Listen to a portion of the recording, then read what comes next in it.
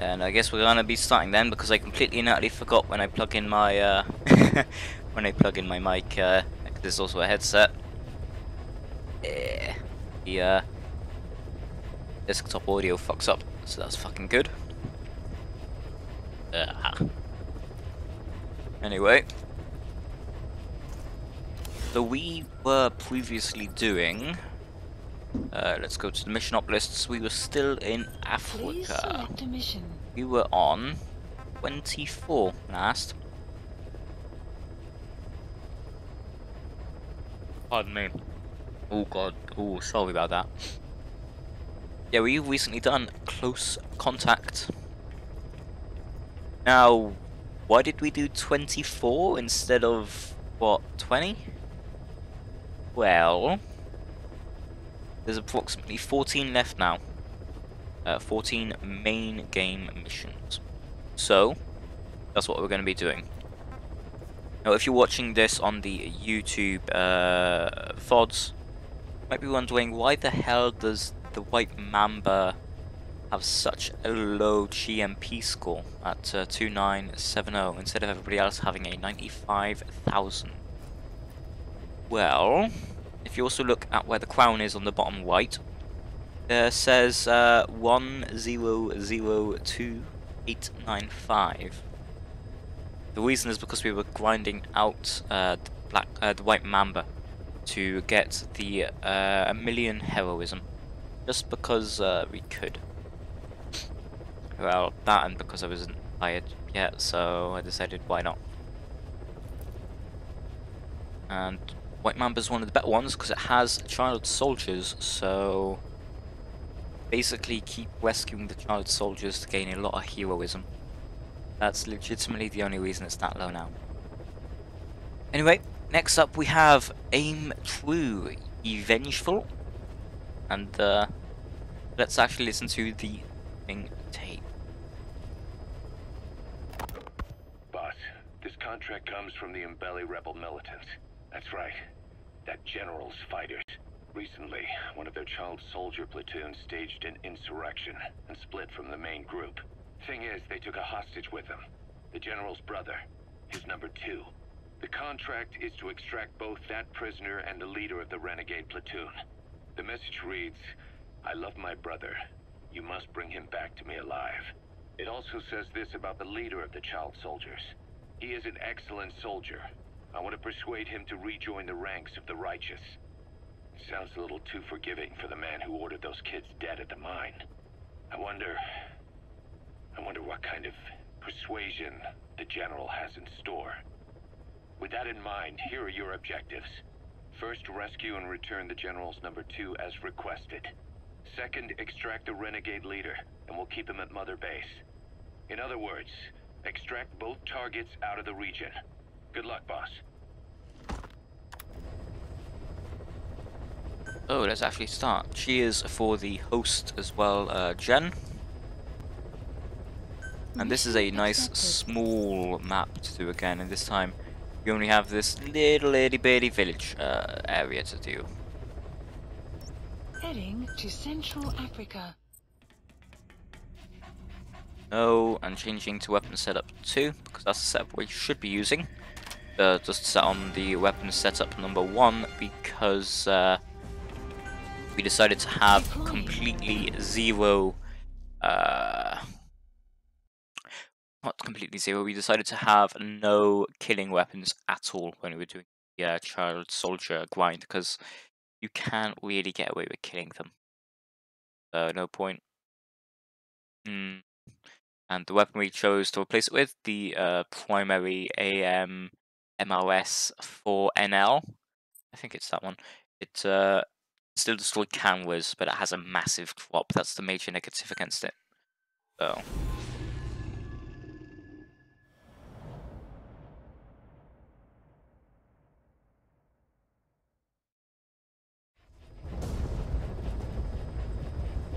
Your mission objectives are to extract the child soldier's commander and their captive, the general's number 2.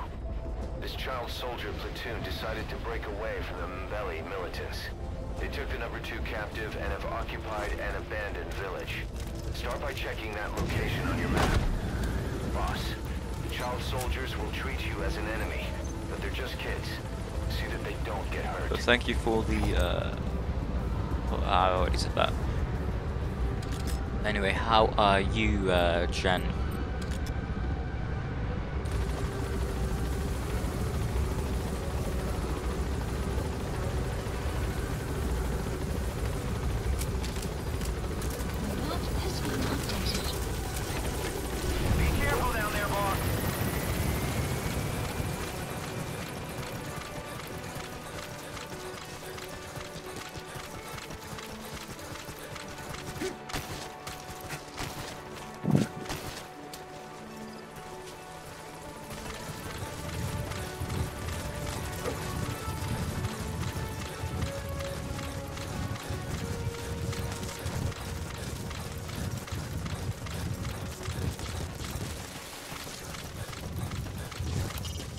Reconnaissance is best conducted from high vantage points. I've marked a good spot on your map. Take a look at your iDroid. The map has been updated. Oh, right, this village. Okay. I sort of know my way around this village.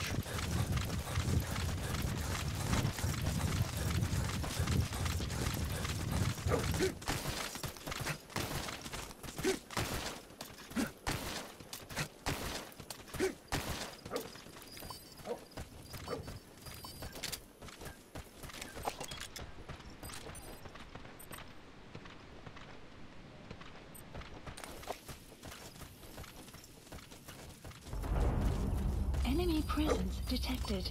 The map has been updated.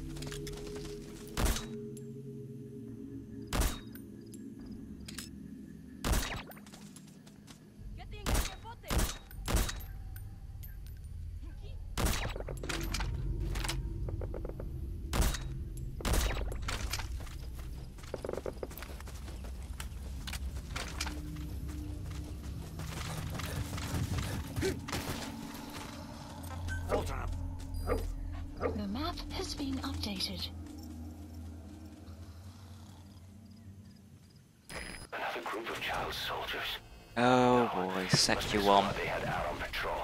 Should maybe getting mad at Watch yourself. Windows 10 for that, because Secuom is a piece of fucking shite. Enemy presence detected. extract him. A prisoner has died. When people talk about oppressive DRM, it's pretty much Secuom. They're one of the older versions of that sort of shit. Enemy presence detected. The map has been updated. You have arrived at your destination. There he is. The map has been Extract updated. him.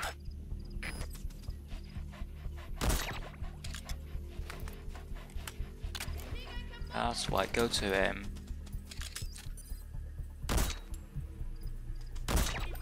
Actually, worse angle.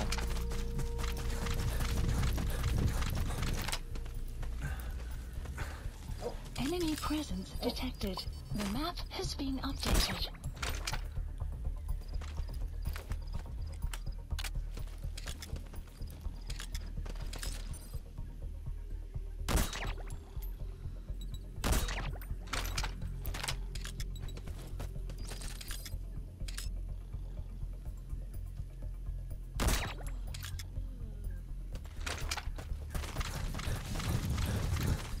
Extract!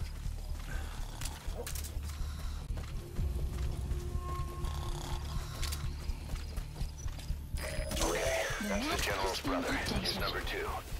Get him out of there, boss.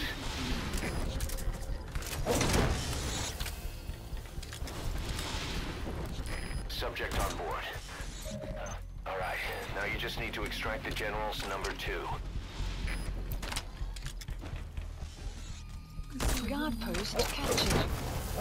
He's coming too. Map has been Roger that. updated.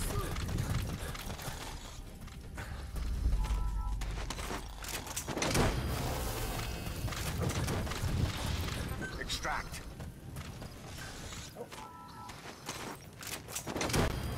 You gotta extract him.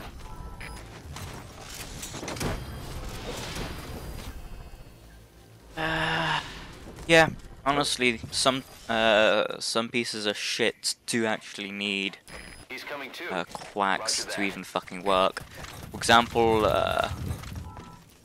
funnily enough, there was a case of Ubisoft making some DOM that was so needy that they actually had to end up installing a pirate patch for one of their games because their DOM was so bullshit. Because they made it so it required the disc, promptly kind of forgetting that they actually had a version of the game without, well, digital only. So, yeah, that was stupid.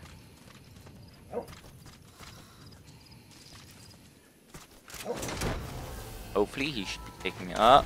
No, he isn't. Ah. You gotta extract him.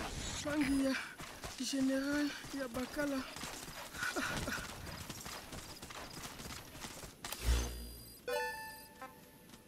Bangia, General Yabakala. Kilumbu, Mosi, Tata Support Yabankata. helicopter Roger. requested. Elaka Mono, Mambu, General Saraka. Bantu ya Buda, Yambele, Etikaka Mosi, Beto Nyoso, Kubampani. Extraction arrived at mother base. Yai Kentani, This is B-Quad. Arriving shortly at LZ. Enga, Ekiro, This is B-Quad. On station at LZ.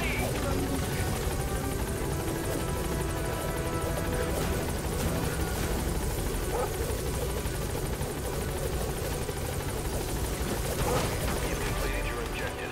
Now get out of the hot zone. Gaining altitude.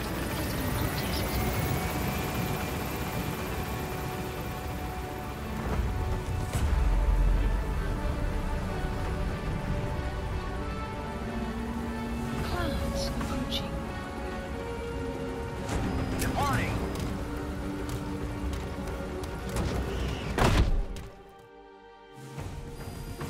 Extraction Flawless work. You arrived never at cease to mother amaze, base. boss. Mission complete, and how? They're gonna tell stories about this one, boss. Nice and easy as normal for the S, so.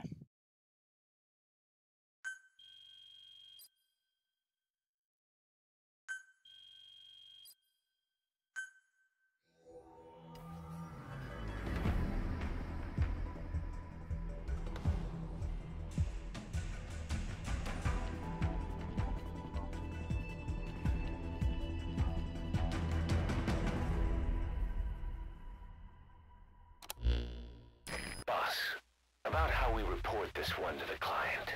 I'll tell them we took heavy resistance from the renegade platoon, and the hostage was killed in the firefight.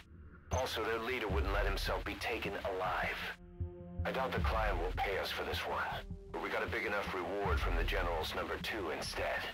And as for the number 2, he's saying he wants to join Diamond Dogs. I guess he knows what that means for him. He said, if I'm working for you, I can be number 2 or number 200 for all I care.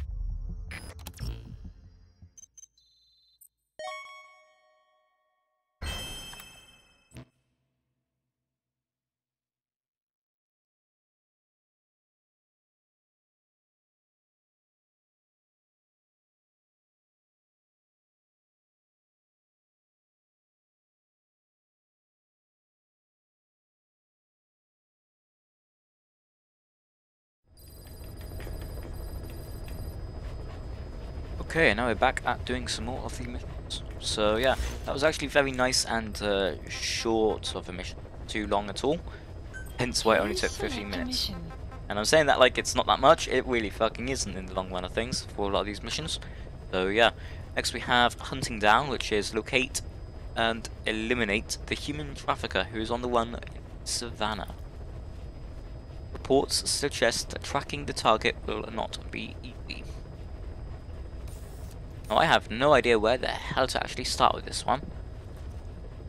However, since there's the Detai abandoned village, and then there's also the Kalia map, I'm willing to guess it will be a bit of an annoyance either way. Boss, there's a target on the run somewhere on the Savannah. Your job is to find and eliminate him. He's a logistics officer for the PF known as Rogue Coyote. On the side, however, he colluded with the Buta regime, abducting people from Mbeli villages and supplying them as slave labor. That's right. He's a human trafficker. His victims ended up all over the place. Brothels, black market, organ trade, diamond mines. And he was the one who sent Shabani and the other kids to the Devil's House. But then an Mbeli rebel group finally added him to their hit list. The target decided it was time to quit, and now he's trying to leave the country. If he makes it back to his country, he'll be no more than a civilian, and he'll avoid facing a court-martial. Like so many other war biz junkies. I'll bet he plans on enjoying a new live finance with his blood money. The client's order is to take him out. How you go about that is up to you, boss. Mission accepted.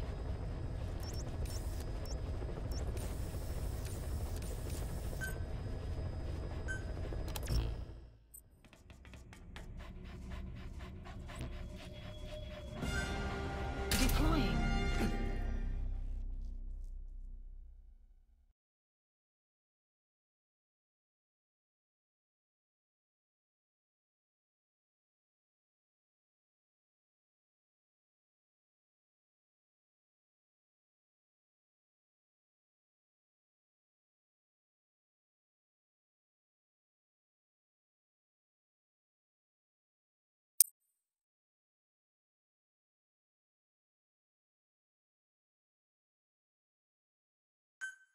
So, in about, well, after I finish this mission, I'm thinking of getting something because I'm a bit peckish.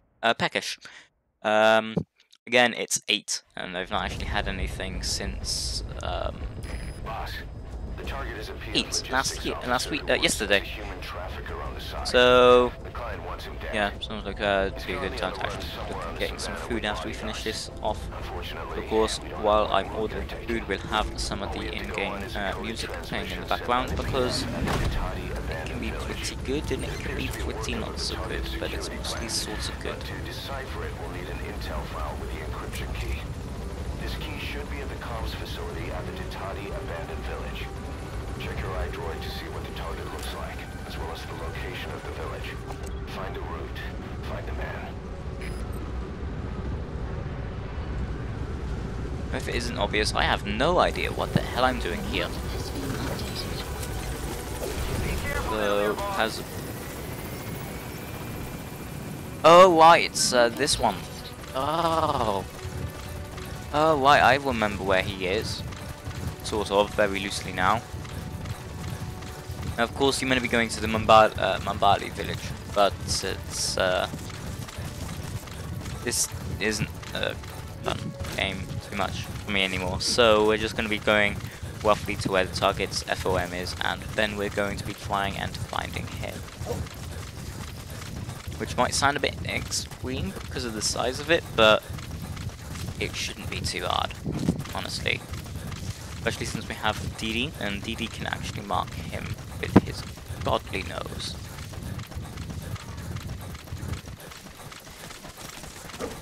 Now there's actually a reason we're looking both ways across the road, and it isn't because RP reasons. It's actually because if there's a truck coming, then it gives you a good chance to run as fast as hell as you can to actually get somewhere more covered and then duck into the invisible ground. Enemy presence detected. The map has been updated.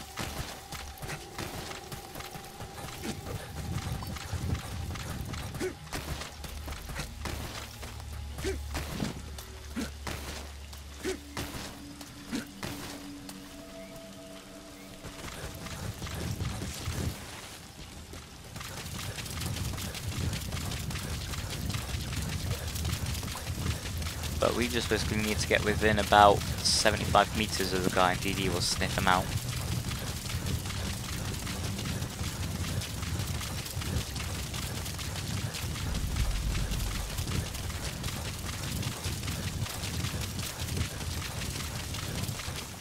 You have arrived So at we're your gonna go here to destination. B. Marker placed.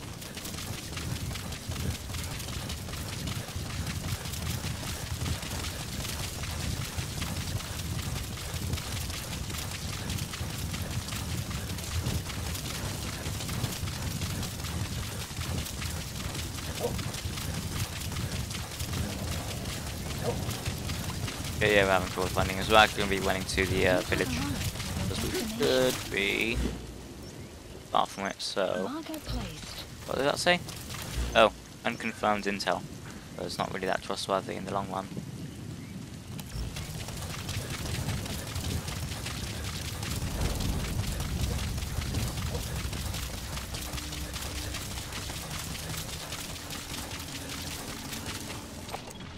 Enemy presence analysis. The map has been updated.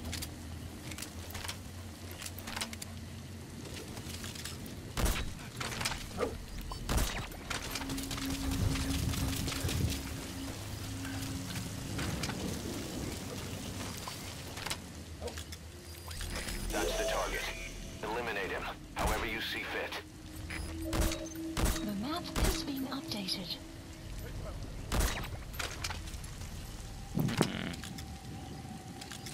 No point worrying about where the target's located if you can just, the intel if you can just find the guy normally, so... Yeah, as you can see, he comes with a somewhat stacked team. I'm sorry, but apparently I'm speaking a bit louder than my normal. Apparently my audio is a bit fucky. Because I can actually hear myself breathing in the mic, and that's definitely not the best sign. You gotta extract him.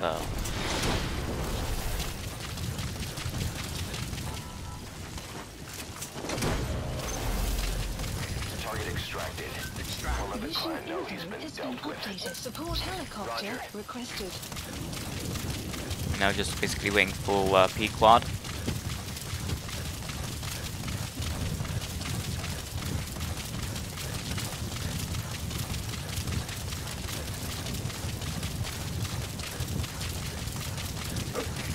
This is B-Quad. Arriving shortly at LZ. Yeah, apparently I think the angle might be okay. I'm happy I somewhat remembered what this mission was, so... Yeah, the angle was a bit fucking off. God damn it, sorry about the breathing noises. So... What was that? 7 minutes? 8 minutes? Even though I started off on the complete other side of the map for where the guy was. Departing. Just a place again. Extraction arrived at Mother Base. India. Amazing. Mission complete. That right there is why you're the best, boss. The one and only. Oh, 611. Nice.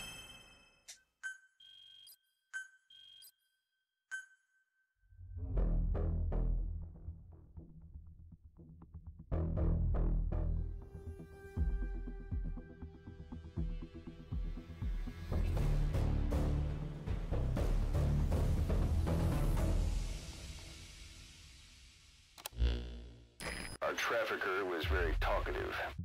Guinea pigs. That's what became of his kidnapped victims. Says he got a good look at that factory at Zoya Badiabulu when he dropped off some fresh guinea pigs for them, along with our man without a face.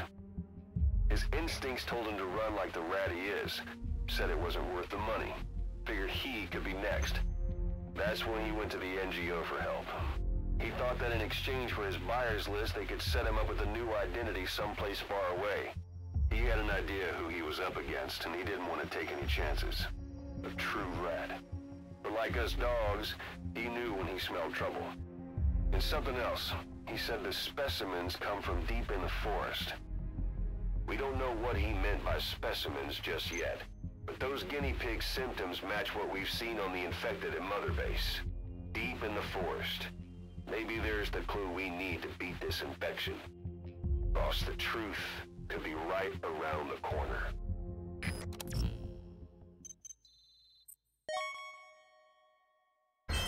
Now, they actually talk about how there's a set of specimens and there's an infection going around Mother Base. There would be if you were actually playing this game for the first time. However, New Game Plus. So all of my people are actually now immune to such a thing. It's a major-ish event that has major plot stuff. So I'll very, very loosely explain it, but that's pretty much it. Basically, what's happening in that situation is this one. What's basically happening there is some of your men start getting incredibly infected with these very similar sort of problem that the people in the Devil's House have, with massive pustules on their lung area, and you're meant to basically try and you get forced to open up a quarantine submenu. You're meant to quarantine every single member who has that has the exact same symptoms as everybody else. Now, it will actually become apparent what that symptom is, but I'm not going to spoil it. Although a bit later on today we will actually be spoiling it, but that's a bit later. So, what we're going to do is we're going to open up the iDroid's cassette tapes, and we are going to be listening to, I'm thinking,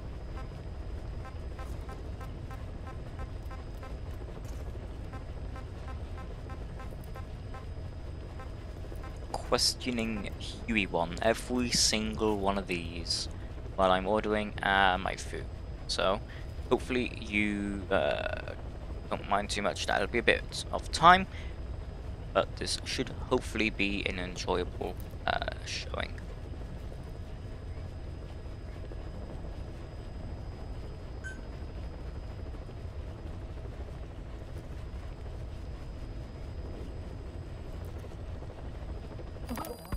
It wasn't just Cypher. Back in the Caribbean, every eye in the world was turned on us. A private army, just a bunch of guys with guns, in possession of a nuke? Why wouldn't they be uncomfortable? And that's why you made sure the inspection happened. Well, I thought our best move was to prove to the UN through the IAEA that we had no nuke. Of course, I was against us having it in the first place, but that was Snake's decision. The boss wasn't responsible. Well, don't get me wrong, I still believed in Snake.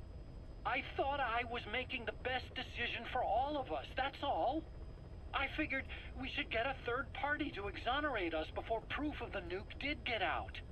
And who better to do that than an organization with international authority? So the truth is, you took it upon yourself to agree to an inspection arranged by the UN. Only the inspection was a ruse, and Cypher's strike force, XOF, showed up instead. I had no idea that would happen. Enough bullshit! Oh, sure, like I could have known. You know, I was just trying to prove our innocence to the world. What's wrong with that? We're not interested in the excuses you've thought up. The truth is objective. Just see it from my point of view. You led XOF to the control tower. They seized it, giving them complete control over the base. Moments later, they detonated C4 on the strut legs. Anyone who'd managed to survive was hunted down by the assault force and their choppers. You can't believe I did that on purpose. That was the end of Mother Base. But it wasn't the end for you. How can you... Look, think about it. I lost something too. I built Zeke and it got buried underwater.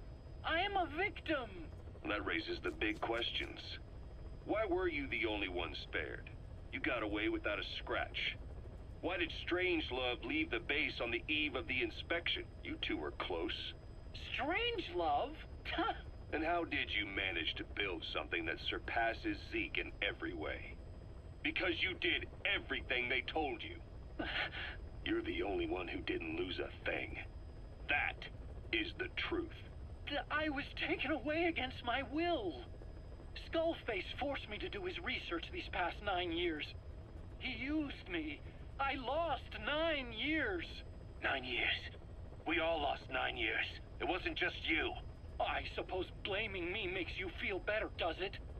But who's gonna give me back all the time I lost? You're not getting anything back. You're not a victim here, Emmerich. You're the perpetrator. I didn't know anything. Nobody can back that up. Yeah, all the evidence is at the bottom of the ocean. You know the hardest man to break? The type who's fooling himself. That takes time.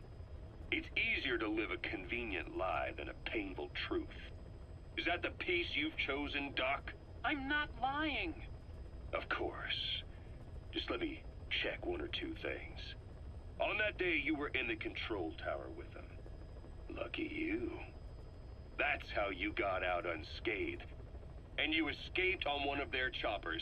Only you, right before the base went under. They had me blindfolded the whole time. I've never been so scared. The whole flight, I thought they'd kill me. But thinking of you kept me going. My comrades, all the way. And? There was a plane journey, and then we traveled by road. When they finally took off the blindfold, I was in kind of a warehouse, on the floor. Afghanistan, it was that research lab. I couldn't believe they'd taken me halfway around the world. And soon enough, he came. Skullface. He's the one who's really behind that Mother Base attack. He forced me into that research. What kind of research?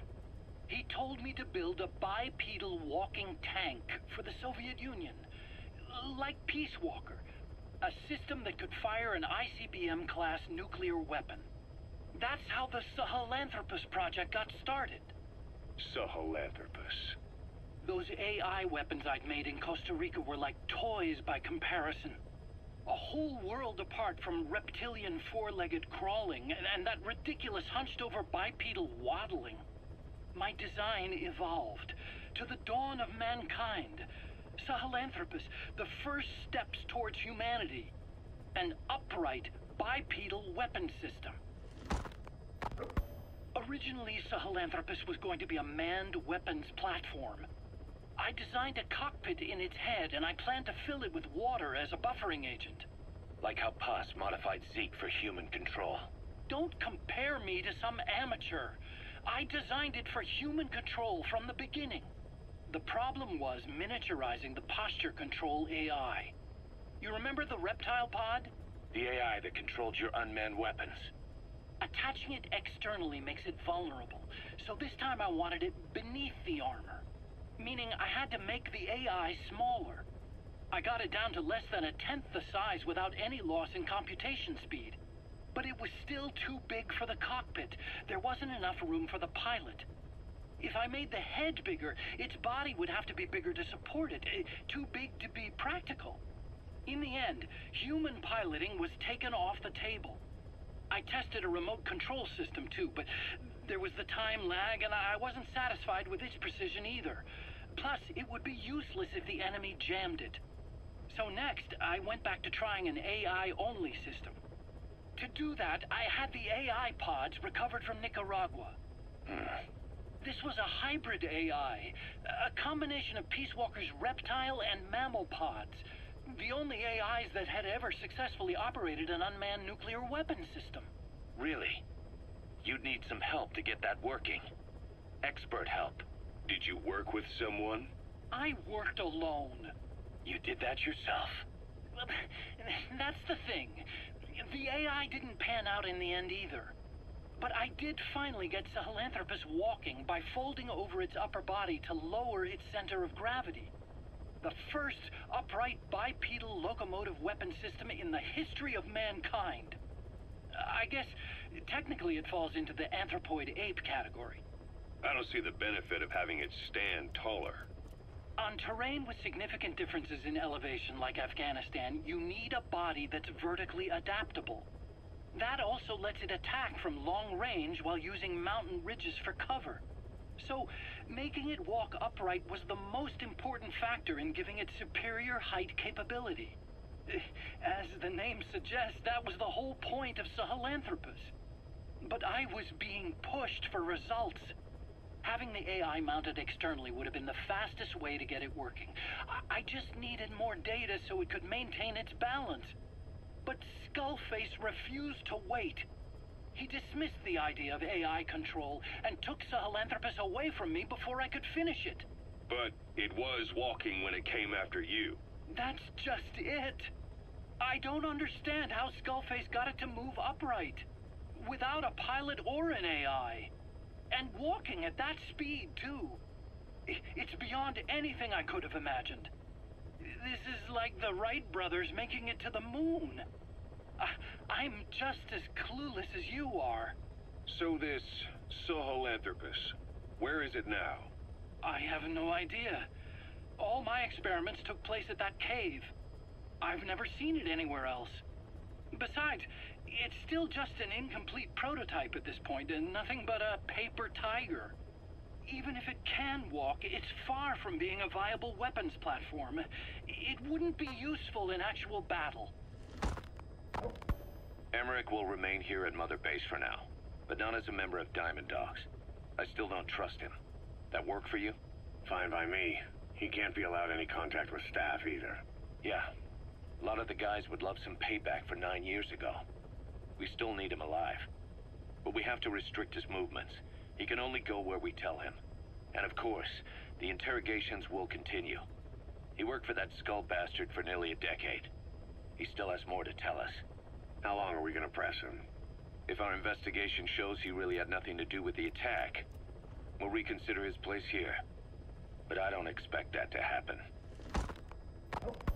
Remember that water tank-shaped object in Emmerich's lab in the Soviet base camp? The thing that started talking to you like a possessed answering machine. That was a pod built for housing the AI used to control unmanned weapons. You remember, back in '74 in Costa Rica. It was in those machines you fought there. They were designated Pupa, Chrysalis, Cocoon, and Basilisk, and each of them was fitted with an AI unit called a reptile pod. Emmerich created it. It mainly handled the machine's posture control and autonomous behavior. But the Basilisk, aka Peace Walker, also featured a second AI pod. That one was called the Mammal Pod, and it was created by Dr. Strangelove. She tried to recreate the boss's personality through the Mammal Pod, but you pulled out its memory boards. That's when it transferred its own functions to its reptile pod. Just like a human brain compensating for damage by using the remaining healthy parts. The result was a unique entity, a hybrid of the reptile and the mammal.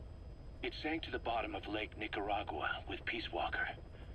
But apparently they salvaged it and transported it to that lab. Don't let it deceive you, Snake. It may sound like the boss, but it has neither a personality nor a will. Like Emmerich says, it's just a machine.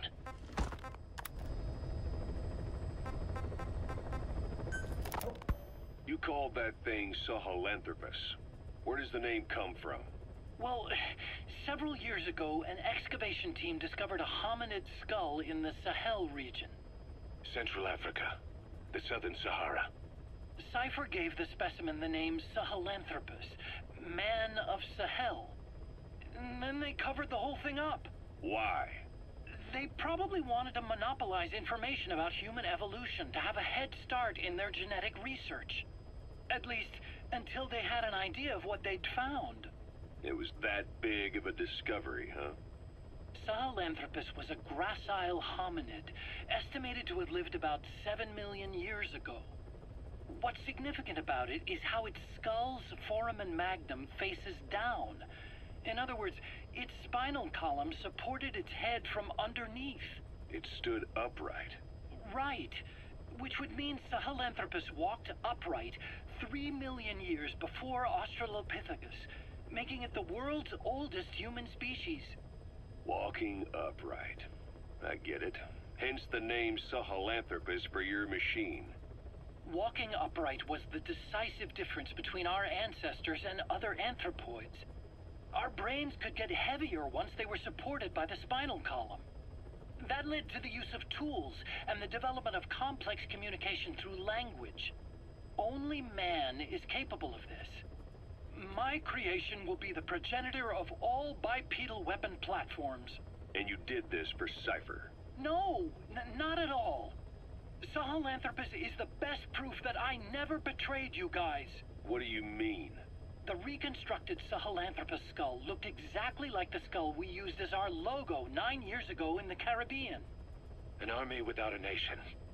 Outside the world order. The design was based on Pangea, the supercontinent that existed 250 million years ago, right? Yeah. When the world was a single landmass. That concept's at the source of our strength. I felt the same way about Sahelanthropus. Sure, I was forced to build it under their orders, but I always wanted to put its technology back in our hands someday. That's the reason I incorporated the old insignia into Sahelanthropus's name. Don't you see? That's how much I was thinking about you guys. Oh, I see, all right. I see someone desperate to cover his ass. You can say whatever you want after the fact. But that skull also symbolizes somebody else. Skullface. Snake, you finally came. Just don't record this, okay? Not recording anything. What's this about? What I'm about to say stays between you and me. It's about the weapon to surpass Metal Gear. You know a researcher by the name of Clark? He works in the biotech industry, real advanced stuff. His area is bioengineering, but lately he's also gotten into genetic research. Never heard of him. Well then, what do you know about cloning? I think I've heard enough. Hold on, this is important. Cloning lets you create a genetic copy of an organism. You take the nucleus of one of its cells, and you swap it with the nucleus of an unfertilized egg from another member of the same species. They started out working with plants, but since then they've had success with other organisms, including mammals. It's a hot area for a lot of places right now. Corporations, universities, research groups. There's no shortage of scientists out to get famous and patent their work, with morality taking a back seat. Isn't that a little outside your field? It's got nothing to do with my research. But I thought it might be of interest to you. Cloning, and Dr. Clark, I mean. Go on. Now, this is really highly classified stuff, but I've heard that an American biotech company has successfully cloned a human being. What's more, it happened over 10 years ago, and the researcher behind it was Dr. Clark. You've really never heard of him? I don't meet many doctors. This Dr. Clark is a complete ghost, even to others in his field. His age, where he comes from, that might not be his real name. And I can't even say for sure he's a he. Clark's employer, ATGC, its company motto is embracing your hopes, preserving talent. What does this have to do with me? Cypher. Dr. Clark works for ATGC, and they have connections to DARPA. Cypher couldn't function without the communications network DARPA's built. Meaning, Cypher has to be a part of the Pentagon. Or at least, the two are joined at the hip. DARPA is a driving force behind human cloning. It's a pretty high priority project for them. And this Dr. Clark, some say he's a pivotal player in Cypher. But that's not all. Every cell nucleus in an organism contains the genetic information for that organism. Think of it as a blueprint for life. Clark appears to be working on how to decode this information and rearrange it at will. If you could do that, it would mean being able to custom design human beings for specific purposes. Can you believe that? Suppose for a moment that this is all fact. A man of your talents.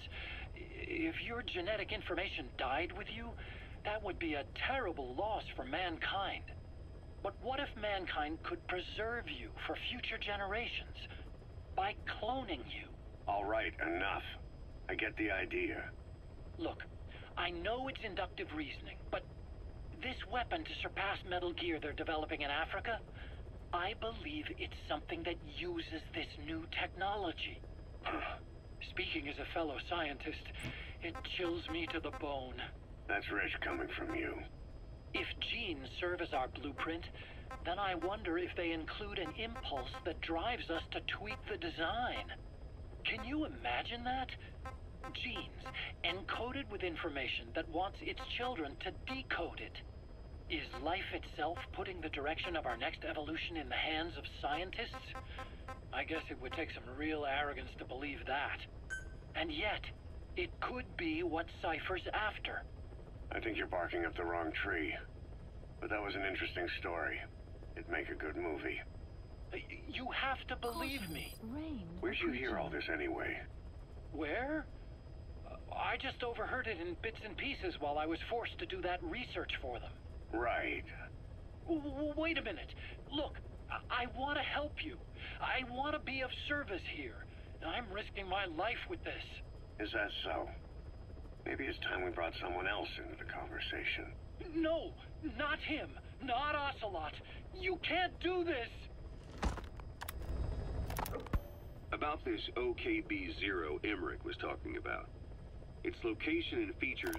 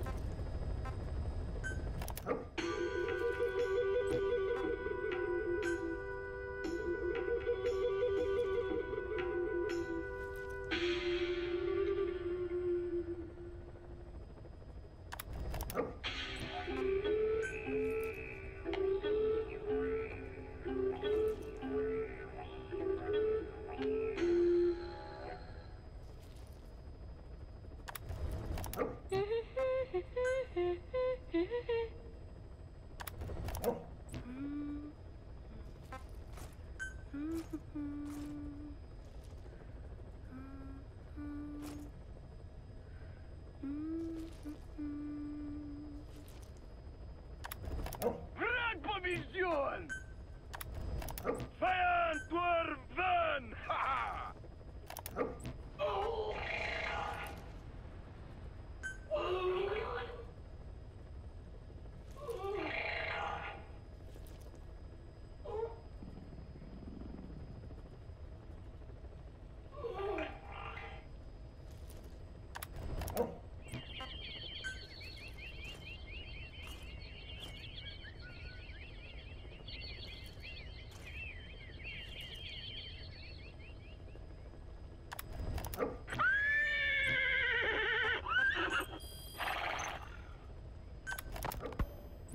Hospitalized in Dekelia, a British sovereign base area on Cyprus. It's part of British overseas territory that falls outside of Cypriot jurisdiction. You got moved from Cuba's Little America right into Cyprus's Little Britain. Why Dekelia? The UK and the US remain close allies. The last place Cypher would think to look for you is inside their own system. That's what kept you safe in British military hospital for 9 years. The safest place from a whale is inside its own belly. You were a regular Geppetto. Well, it wasn't Pinocchio who led me out to safety. So who was that guy? Cypher went so far as to attack British territory, burning their own ally. That's how badly they wanted you dead. He said I was in a British military hospital. But the doctor had a Greek accent. They hire locally. Easier to trust them. Dekelia is also home to Greek Cypriots, after all. What about the Turks? They haven't returned to the south. Not yet. The Cyprus dispute is still a long way from resolved. The country is just as split as it was in '74. Turkish Cypriots in the north, Greek Cypriots in the south. Between them, the Green Line, the UN established. And Dekelia sits right on top of it. It does. Part of the buffer zone between the two groups. Another reason it was the perfect place to hide you. Easy to spot any outsiders snooping around. So how do things stand? Now, last year, the Turks declared that the Turkish Republic of Northern Cyprus is an independent state, though it's only Turkey that recognizes it. In the past, the Greeks and Turks lived side by side in the same villages. There are reasons to fight. Those came from the outside. Greece, Turkey, Britain, America, they all had their own stake in pitting the two sides against each other. But once you spark something like this, it's impossible to control. Both sides build up grudges like debt, without the foresight to see that each act of revenge just fans the flames. And then it's too late for other nations to rush in with peace talks. The embers keep on smoldering. Each nation's arrogance only breeds anarchy. The world is paralyzed by this hunger for revenge. Cyprus is no different.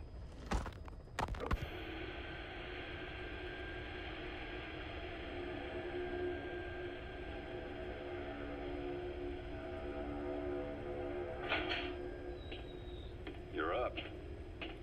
We're changing ships? We can't go sailing the Suez in a whaler. The Suez Canal. When did they reopen it? Not long after you were attacked. Once they finished sweeping it for mines after the Arab-Israeli conflict. Can you stand? We're going to transfer to a container ship for passage through the Suez. Our destination is Pakistan, Afghanistan's neighbor to the south. There, we disembark and head via Peshawar to the Zero Line, the border. We'll travel to the Khyber Pass by road. And then? We continue on horseback. Afghanistan's main roads are under Soviet control. We'll need to go around them. It'll be all narrow, winding paths through the mountains. We'll do better on horseback. It's a local guerrilla tactic. They use the higher ridges to avoid air recons. Then they charge down the mountains for ambushes. The Soviets still haven't devised a counter strategy. Our time frame is only half as much as we really need. It'll be a tough march. Better horses than boats. Well, it'll make for good physiotherapy. Take the time to get used to that new arm. While the Soviets have indicated they are not participating in the Los Angeles Olympics, primarily because the United States has made no attempt to guarantee the safety of the Soviet Union's athletes, the United States is increasingly demonstrating the belief that the issue has nothing to do with its preparations, and in fact this is retaliation for the Western nations' boycott of the previous Moscow Olympics. That concludes today's news. That's quite some news. The Soviet Union not attending the LA Olympics? Yeah. Andropov's death has changed some things. They're calling it revenge for the Western boycott of the Moscow Olympics. Countries boycotted the Moscow Olympics? Yes. In protest of the Soviet Union's invasion of Afghanistan. Over 50 countries were absent. It's too bad I didn't get to see Yamashita's judo. When the 40th Army crossed the Amu River 4 years ago, détente went right out the window. The U.S. Congress chose not to ratify SALT II, and Reagan's hardline politics won in the presidency in a landslide.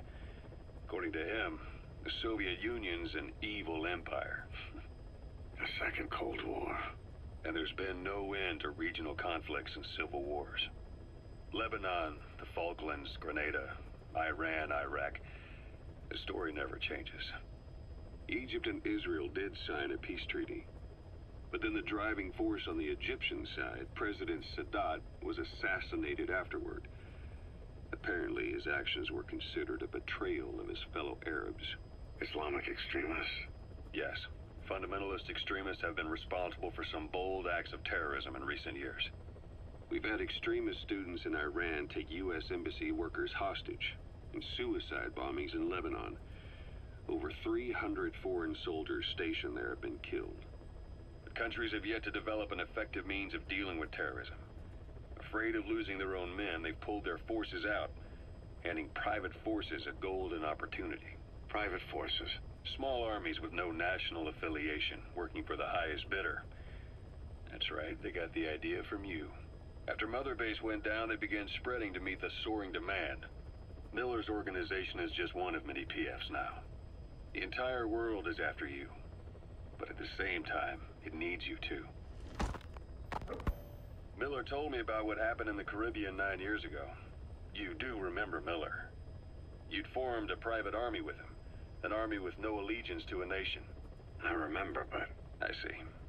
You're not sure what's fact and what's a fantasy caused by the coma. It's still all a mess, huh? All I can do is tell you the facts as they were told to me. I've gone easy on you up until now, but this is where the hard stuff begins. 1974, the year before you entered your coma. You were in Colombia, operating with a small unit of men, basically mercenaries. Miller was among them. Miller was trying to find a way to turn his and your talents into a line of work. He was looking to start a business where you would fight on behalf of others around the world, those who needed military force. But the reality was, at that time, you didn't have enough gear to equip your own men. Then Miller came across this client. It was a huge job he was offering, but you had a shot at pulling it off. You accepted it and headed into Costa Rica.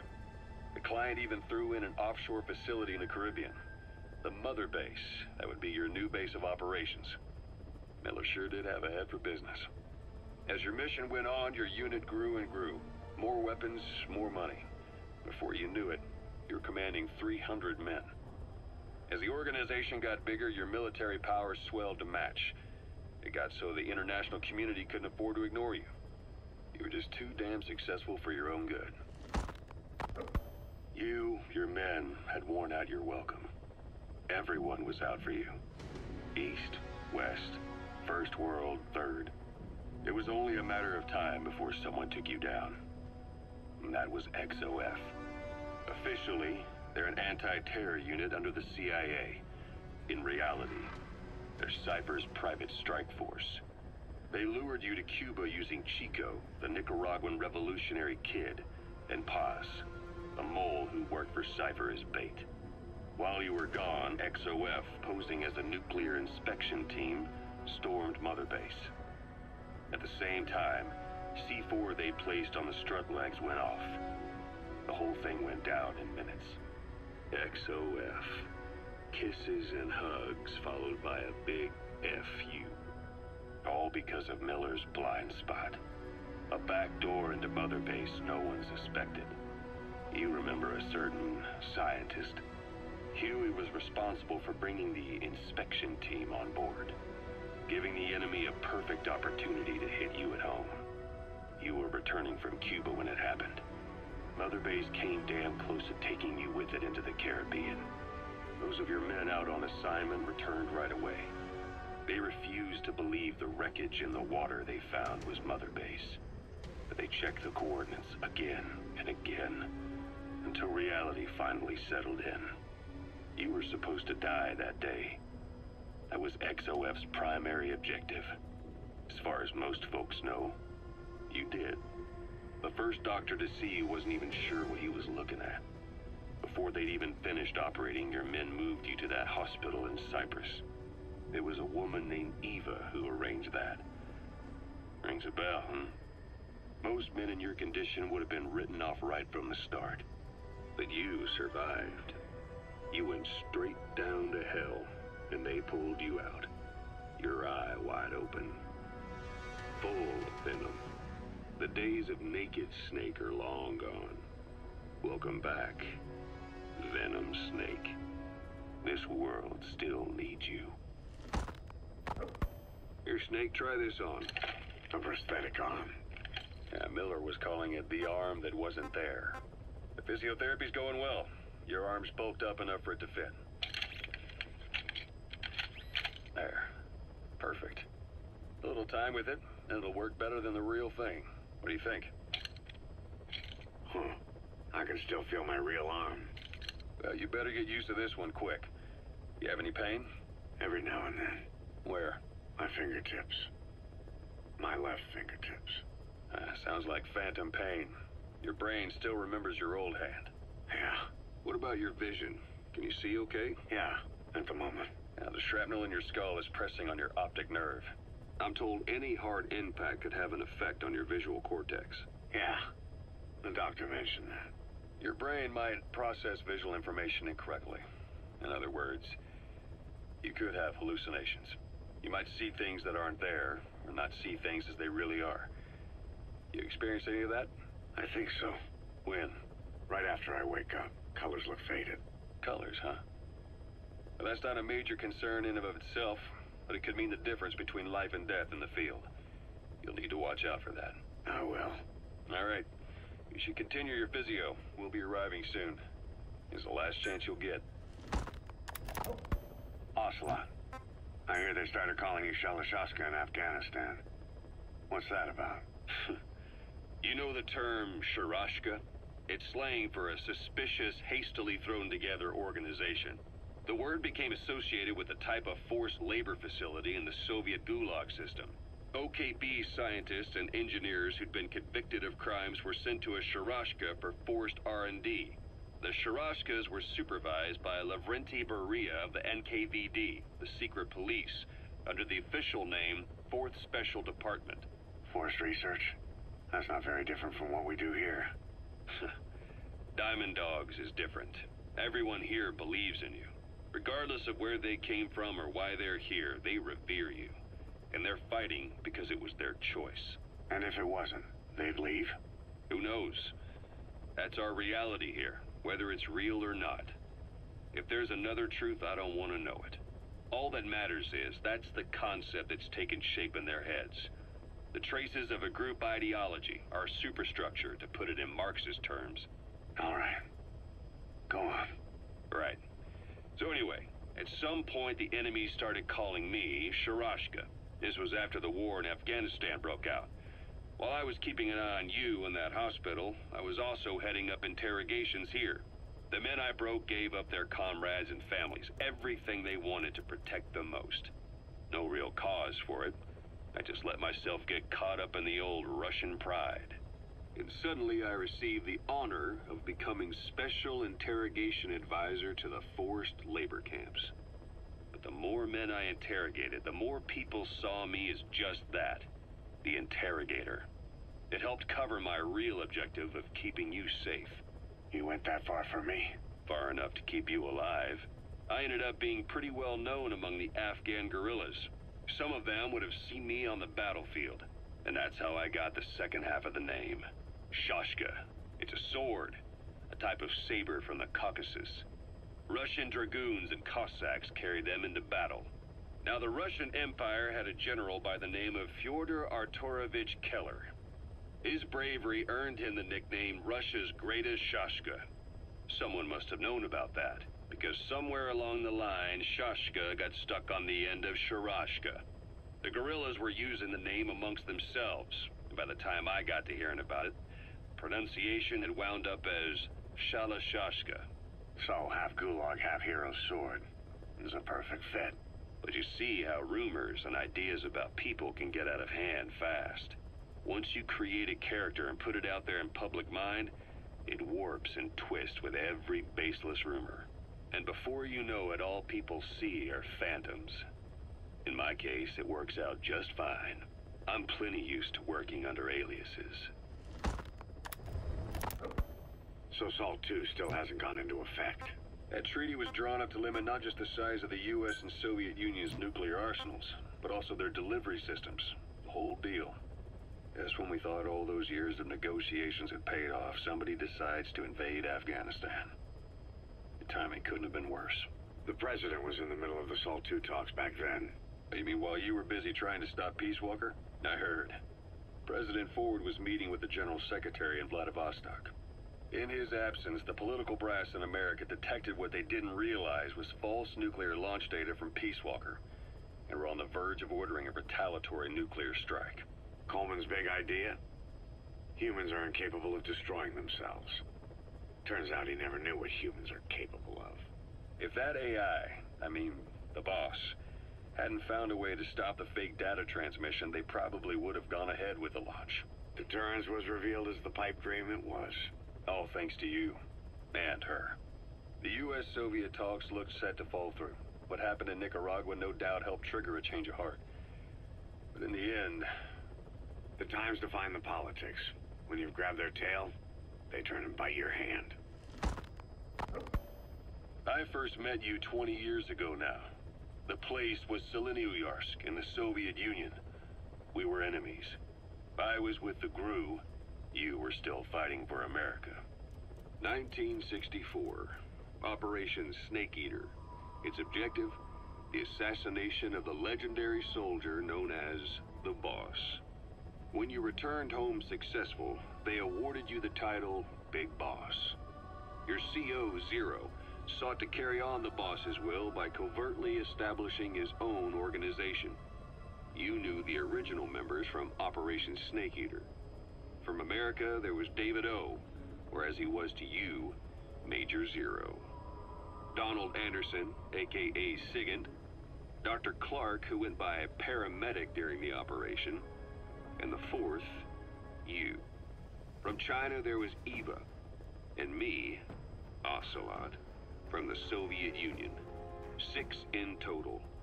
To us, government notions of friend and foe were meaningless. As were East and West, we joined forces by our will alone. Our objective was to fulfill the boss's dying wish, to make the world one. And to do it, Zero used the Philosopher's Legacy, the secret war fund you obtained during Operation Snake Eater. This organization would go on to become Cypher. I, on the other hand, was left with the problem. You only recovered half of the legacy. I had to locate the other half myself. When I found the funds, I passed them on to Zero, just as you wanted. I still trusted him in those days. We thought what he was doing was the boss's will, until he started that one project. Les enfants terribles, Zero called it. You parted ways, as did Eva, leaving only Anderson and Clark still with him. I maintained limited contact, although truth be told, we were just keeping tabs on one another. The reason was always you. After you returned to the Army and created Foxhound, you left America. For a time, even I'd lost track of you. I'd imagine Zero did too. You always were the best when it came to hide and seek. Zero created Cypher, an information network to tap into every corner of the globe. Woven together, Cypher's arteries make the world just one big organism. And that's not all. It also monitors the thorn in Zero's side. That's you, tracking your coordinates wherever you might go. The further you strayed from your roots, the larger Zero became. It's as if he was trying to close the gap between you. But before long, he disappeared from public life. Only a few people had direct contact with him. For a time, I was one of them. Then a year after you fell into your coma, he slipped out of sight entirely. Since then, nothing. No photos, no recordings, not even a reliable rumor as to his whereabouts. I tried every method I could think of, but Zero was gone. Freed of his control, his creation, his power continued to grow. Cypher is a great beast, and Zero was its spine. But even without him, it's endured, evolved. But now its body is rotting, riddled with parasites. Parasites like the ones who attacked you 9 years ago in the Caribbean, and then at the hospital. Cypher's Black Ops Unit, XOF. They learned where you were, and came to wipe the slate clean. Christmas Eve, 1979. The Soviet Union rolled into Afghanistan. Muslims had revolted against the Soviet-friendly regime established the year before. The DRA forces could no longer contain it themselves, so the Soviets went in to intervene. The Afghan government was powerless and fraught with infighting. They lost the hearts and minds of the people, and that alarmed the Soviet leadership. With the Islamic Revolution happening in Iran, the Soviets felt they had to act fast or risk the spread of Islamic revivalism. A superpower, sending a motorized rifle division against men on horseback with antique rifles. Everyone thought it'd be over in an instant, only it wasn't. Some Muslims made their fight a jihad, a holy war, and began a guerrilla campaign on all fronts. A war of attrition. These fighters call themselves Mujahideen. They're being supported by the West through Pakistan. That's why Miller was involved. He was training them near the Zero Line, sponsored by the CIA. The war has become a nightmare for the Soviet troops stationed here. They thought they'd be headed home in 6 months at the most. Then a year passed. 2 years. Now here we are 4 years on with no exit in sight. Afghanistan has become the Soviet Union's Vietnam. The Soviet troops on the ground want to go home, but at least they have homes to go back to. The Afghans have lost theirs.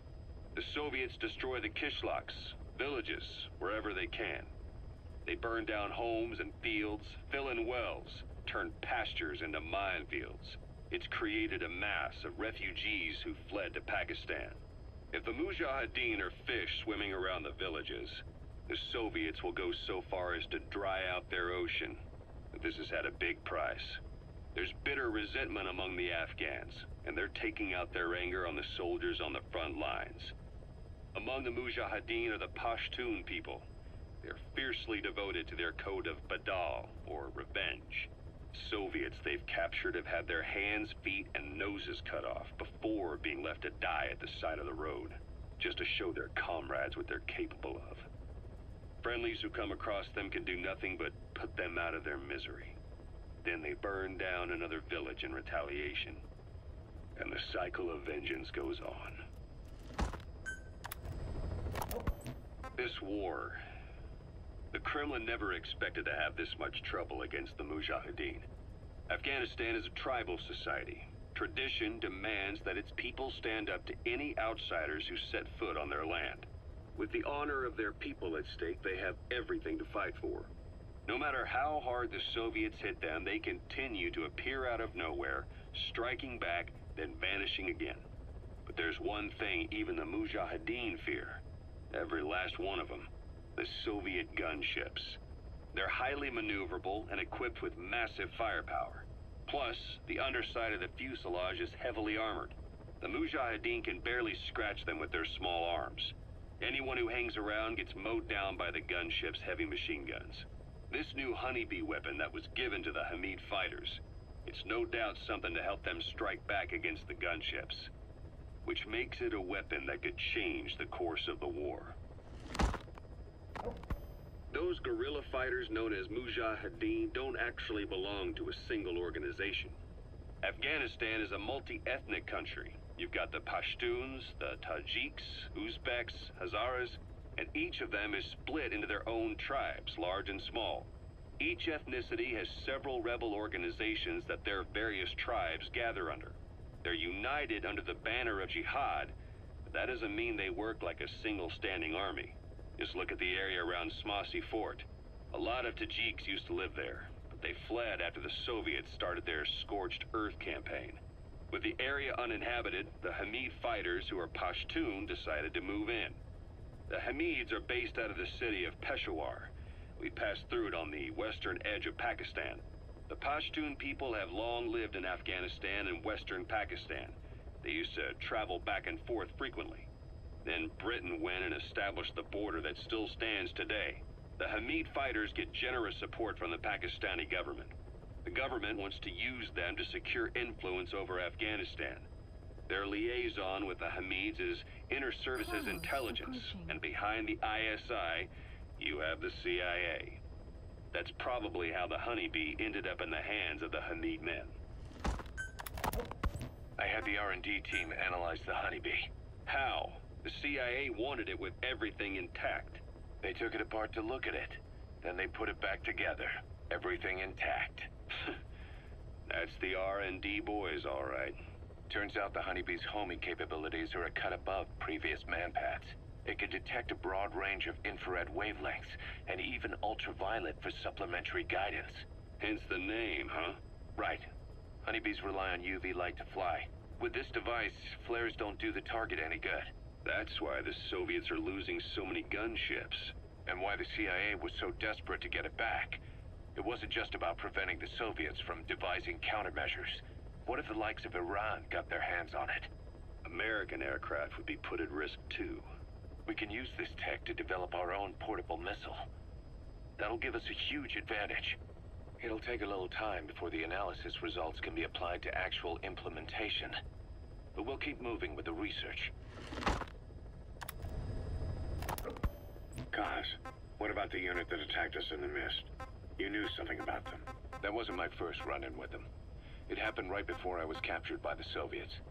We were on the Zero line that day, the Afghan side, on our way back from training the Mujahideen at a mountain camp in Kunar province. There's a lot of that work in Afghanistan. Most PFs shy away from it because it draws too much attention. But for us, that was the whole point. The job itself went great. We just had to make it back to a tribal area in Pakistan.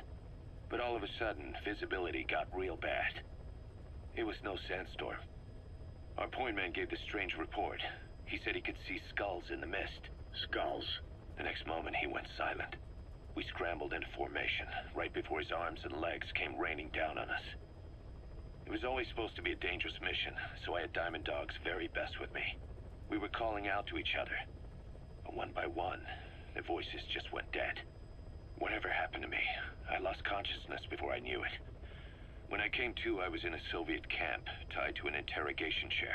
Could they be some new Spetsnaz unit? No. The ones that interrogated me were just the average rank and file. Whatever group attacked us, the way they moved was just insane. And that mist, appearing out of nowhere. The Soviets don't have tech like that. If they did, Ocelot would have heard about it. I doubt the West does either. Otherwise, the folks at Langley would be sleeping a lot easier. Why'd they come after you? Wish I knew. I'm the only one who survived. Though I don't think they planned it that way. If I was their target, they wouldn't have just handed me over to the 40th Army. Whatever the case, we need to watch our step until we know who they really are. And boss, if you ever do run into them again, don't try to take them on. You just get the hell out of there. So, I'm very sorry about how long it's been before we've actually been able to stop playing again. It's an hour. But I got my food about 10 minutes ago. About 7 or 8 minutes. Sorry. And first thing I tried to eat was the pizza I go to. Aren't the best. They're not stone baked. They're baked on a iron metal top. So normally the base has an irony flavor. That's why I wanted to try and get that down as I could. We'll be finishing off the mother base stuff at best I can, rather until I finished my burger. Their burgers are they're okay, not great. They are actually nothing that actually gets delivered. They're pretty good. However, it can be really helped. So because I started to order and I'm not really going out after we've already fucking started to play the game. However, as soon as I finish the burger, then we should be going back to the normal stuff, because then I can just eat the chips that I have a handful at a time.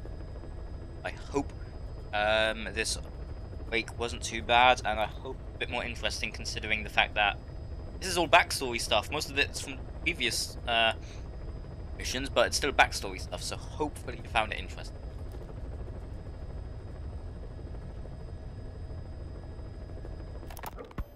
When I first started dealing with Zero, with Cypher, it was a somewhat parasitic relationship, though a mutually beneficial one. Cypher had no army of their own, so they wanted us. They wanted our strength. They approached me as a potential business partner. But they had other motives. Cypher coaxed us into Central America, into that US-Soviet proxy war, to fuel Mother Base's growth. Once we were big enough, they'd force us to join them. That was the plan. That's why they had Paz, still Zeke. Right. And if we refused, she would use Zeke to fire a nuke from Mother Base. The world would consider us a liability, and countries would unite to destroy us. We stopped the launch.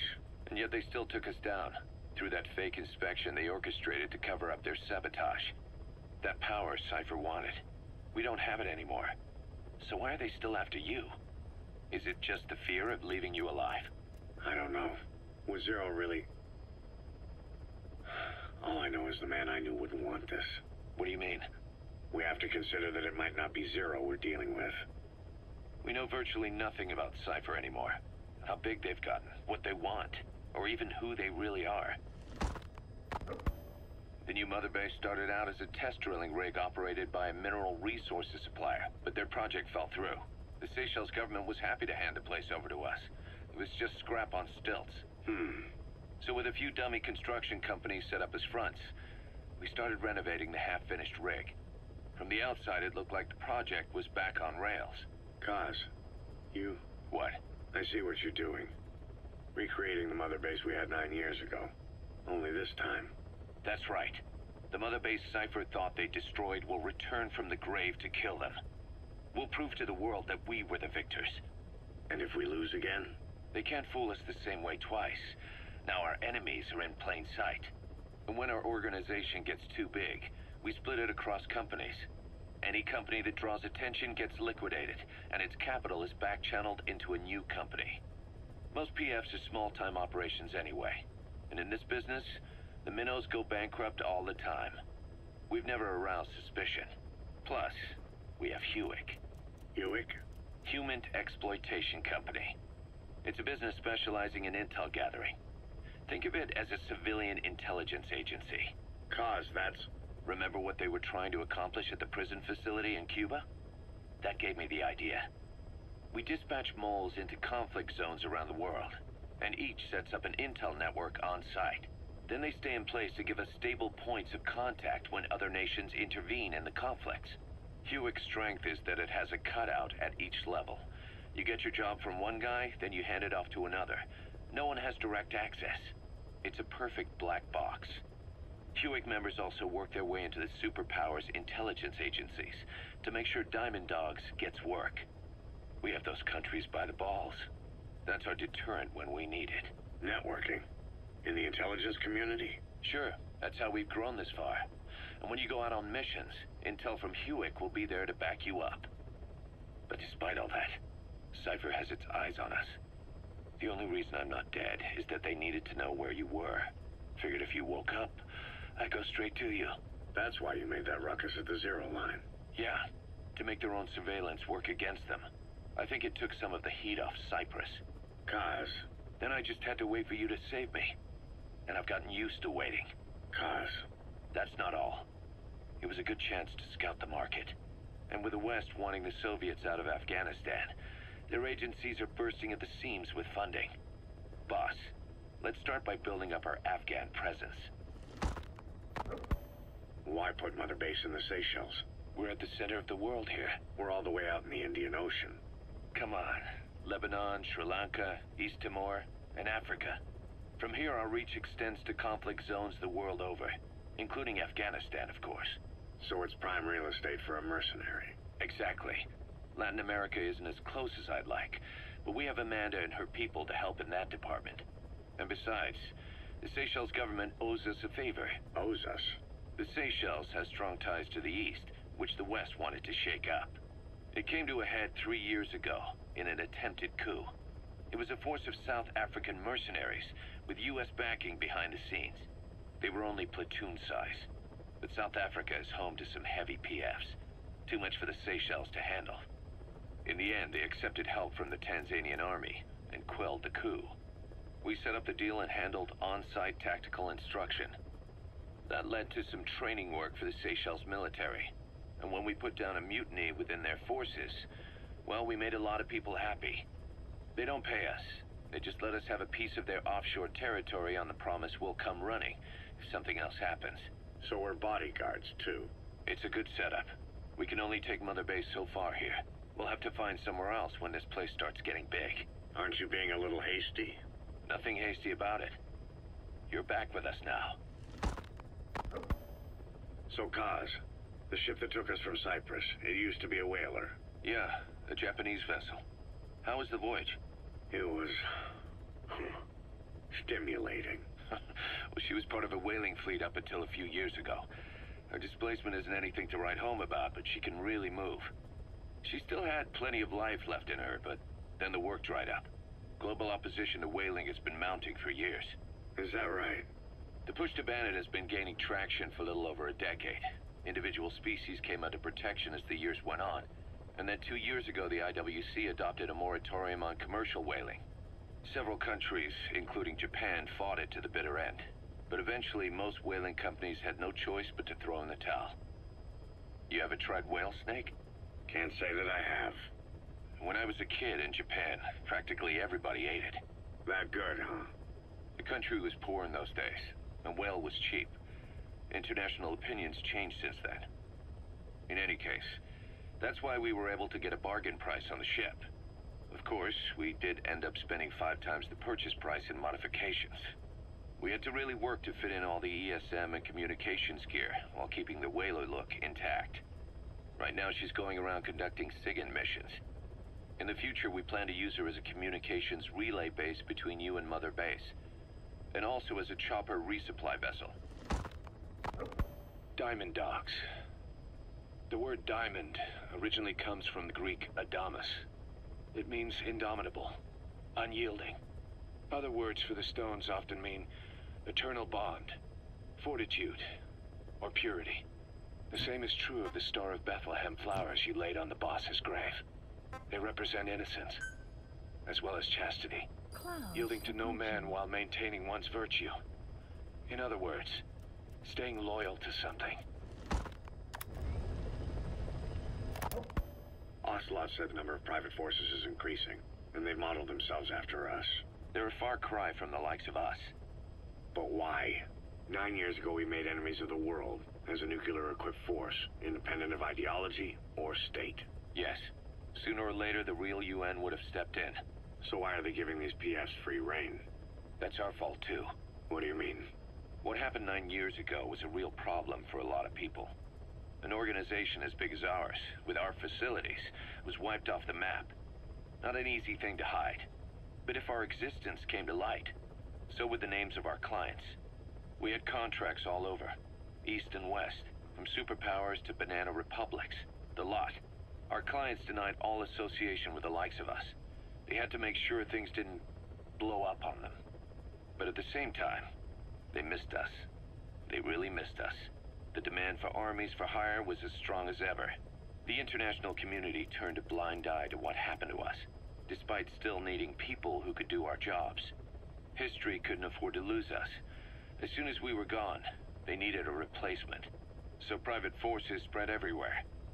And they're all just a phone call away. But still. I know. PFs are totally different from what we envisioned. Nation-states, revolutionaries, terrorists, they have a lot of clients, and Cypher is one of them. Cypher stays anonymous, but I know their work when I see it. In the eyes of those clients, the world's PFs are all just expendable pawns. The clients don't have to worry about losing their own men. Nobody knows they're involved, and PFs are cheap. In short, the world is chewing up soldiers and spitting them out. Even some of the old Mother Base's survivors are still working for PFs. Some guys created their own smaller forces. Others were taken on by emerging PFs. Everybody's gone their separate ways. But none of them are living their dream, because they're not fighting with you. Of course, I tried to headhunt as many of them as I could for Diamond Dogs. It was all a waste of time. They said they weren't interested without you to lead them. But now you're back. And everything's gonna change. We'll unite all private forces under you, transcending nations and economies. What is a nation? Just a patch of dirt. The bonds among us will surpass nations, and that's what'll put the world under our control. We'll establish a new kind of country, redefine the very concept of it. Even Cypher will be below us, an extraterritorial federation of military nations. The United States of Force. Once word of Big Boss's return starts traveling, that'll be our true deterrent against Cypher. In other words, no one will dare to come gunning for you. How do you figure? Cypher lacks a large-scale fighting force. PFs are the perfect tool for them. But those PFs revere you, the legendary Big Boss. If Cypher killed you now, they wouldn't take it lying down. Maybe they'd even go looking for revenge, but they definitely wouldn't keep doing Cypher's dirty work, even if it put their lives at stake. That's why it's no longer a benefit to Cypher to get rid of you. The very fact that you're alive is our greatest defense against Cypher. Nice to know. It'll buy us some time while we get back to full strength. Just keep in mind that what I'm saying is generalizing a lot. In practice, the PFs around the world don't know your face. Just declaring that you're big boss won't be enough to convince them. And if they see you as an enemy, they'll come at you with everything they've got. Some hero. That's why you need to bring them back to Mother Base. Show them on your terms that you really are the one and only big boss. Once you've proven that, they won't hesitate to join us. We were lucky to get our hands on that cyborg arm developer. There's no one in Diamond Dogs who can so much as maintain that thing. Bionic arm, not cyborg, if you go by what he calls it. But you're right, the East is light years ahead in bionics. They can even detect through the skin the slight electrical signals from the brain that order muscles to move. The Soviet Union completed their first bionic arm capable of doing that back in the 60s. Although I guess that news didn't really reach the West. No kidding. Zadornov's was the only one I ever saw. Quite a shock to see it for the first time. And it was no mean feat to get hold of Snake's arm. I couldn't get one for you at the time, but you know, now... Forget it. I've no intention of relying on bionics. Right now I need to keep the pain fresh in my mind. Well, it's your decision. But don't you find it... inconvenient? Not a bit. But the phantom pain... it never lets up. Do you know how many men I saw die that day? There's nothing we can do to bring them back. And you expect me to care about getting a measly arm and leg back? Sorry. But my pain belongs to all our dead comrades. I'll keep living with it for their sake. It'll guide me straight and true until I've gotten them the vengeance they deserve. Diamond Dog's intel team specializes in information gathering, mainly HUMINT and SIGINT. They plant scouts and moles in the field. These operatives will blend into the local populace and work under the guise of a resident, or disguise themselves as travelers and ask around for information. They observe targets using various hidden bugs, cameras, and transmitters, and by tapping their satellite and phone communications. Analyzing all this information creates a clear picture of how wars and the PFs fighting them are changing. This data can also be used for threat assessment when deciding whether to accept contracts from certain clients. And during missions, the intel team keeps track of target locations and produces FOM predictions, reporting mission-critical information based on real-time remote observation of changes in the AO. What you hear from us over the radio is based on how we interpret the data gathered at the command platform. However, intel team operatives go unarmed in almost all situations to avoid revealing themselves to the enemy. Some will carry a knife, but most have nothing at all. As such, don't expect them to help you take on heavily armed adversaries like PF soldiers. Think of them as entirely passive in the hot zone. Plus, they use all manner of techniques to remain inconspicuous in the field. If you ever spot one, you'll have some serious explaining to do. So remember, their specialty is espionage. They may not be of use in a firefight, but when it comes to intel, they're pros. Snake, do you remember Amanda? Yeah, I do. Their revolution was a success. Somoza resigned, and Nicaragua has a new government. Amanda's really working hard for her country to be reborn. Good for them. She says she wishes Chico could be there. That revolution was the dream. For Amanda, for Chico, and their father. That chopper was no place for Chico to die. I'd like to at least think history will remember his part in the revolution. When you pick up a gun, there's always a chance you'll die for nothing. He knew that as well as the rest. Now that he's gone, it's up to the rest of us to decide what it was all worth. If we don't, there's nothing to prove that Chico ever lived at all. We're his mark on the world. Amanda told us that Strangelove contacted her after the revolutionaries came to power in Nicaragua. Strangelove, the AI researcher from Mother Base? I remember her. We'd lost touch with her, till Amanda heard from her out of the blue. She told Amanda she wanted to salvage Peace Walker's drive parts, or something from the bottom of Lake Nicaragua. Amanda passed the request on to her friends in the new administration. She's a national hero now, after all. So Strangelove got a Soviet military aircraft to transport something to somewhere. But apparently the cargo wasn't big enough to have been Peace Walker itself. So what was it? Who knows? We recovered Peace Walker's nuclear warhead ourselves 9 years ago. What could Strangelove have been after?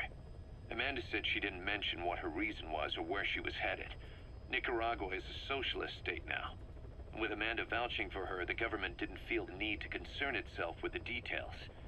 All Strangelove told Amanda was that she was going to continue her research, and that the rest was a secret. Right before the attack, Huey was in the control tower to prepare for the inspectors. He was with them when it all went down. The control tower collapsed with the rest of its strut. His body was never recovered. But he was the one who met the inspection party when they arrived. And he was the one who showed the nuclear inspectors to the tower. You remember the way it went. First he recommends we agree to the inspection. Then he gives them the okay without our permission. All the time acting as if he was doing us a favor. On top of that, he even had the guards disarmed that day. It would send the wrong message, he said. Whatever the angle, it all leads back to Huey. I curse my own stupidity for not realizing sooner. Huey escaped with that unit by chopper. I've been hunting him for 9 long years. The other reason I was operating around Afghanistan was to dig up his location. Huey's in Afghanistan? Yes, and I have a good idea where. Now we just wait for the right moment. This time, we'll be the ones using him. He's going to tell us who our guests really were that used a fake nuclear inspection to blast our home into the ocean. And now we're actually back at last. Sorry about how long that fucking took. Oh god, oh wow. Jesus, sorry. But my headphones are actually so good I wouldn't have had the door getting locked on, so I had to keep those off. And for some stupid reason I thought, well, I might as well just listen to some of the apes. So, I'm incredibly sorry about that. If you're watching this on the YouTube rerun, I can't fucking say that word. Shite, fucking lisp. The YouTube VOD, say that one. I will actually be having a annotation somewhere in the video before before the actual this thing happens to where we are right now. So let's actually beat the rest of this fucking game while we can. Oh god, wow. So we are now at, let's find it, 27 root cause. Extract team member and extract team member before he could have an accident. And extracted the hot zone with intel team member by land. Boss, the intel team's hard at work investigating the cause of that illness spreading through Mother Base. Problem is, a bunch of our agents in the field are still MIA. Progress has been slow, until now. We just got a distress call from one of them. He said he's got intel on the origin of the disease. But the PF in the area got to him before we did. There's been no further contact from him, but we know he's being held at the guard post on the western end of the mine. There's still a good chance he's alive. We can't afford to let him die. Right now, he's the only link we have to the root cause of the epidemic. Get our man back, boss. Mission accepted. Let's go. Deploying.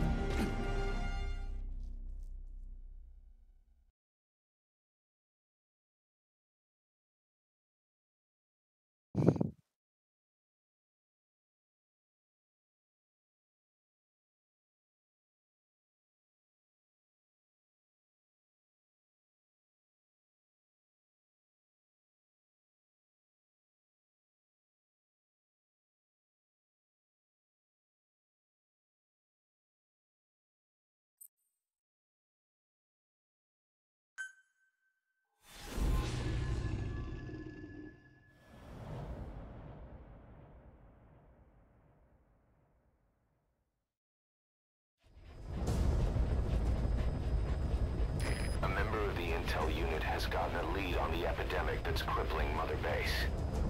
Problem is, our man has been captured by the PF in his operation area. He's being held at the guard post on the western end of the mine. Boss, we need you to get him out ASAP. Right now, he's only linked to the root cause of the epidemic.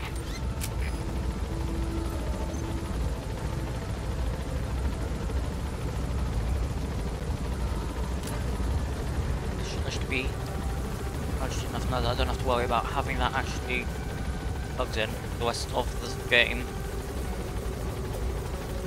I was just taking my controller out of its charging wire because the charging wire is a bit of a mess.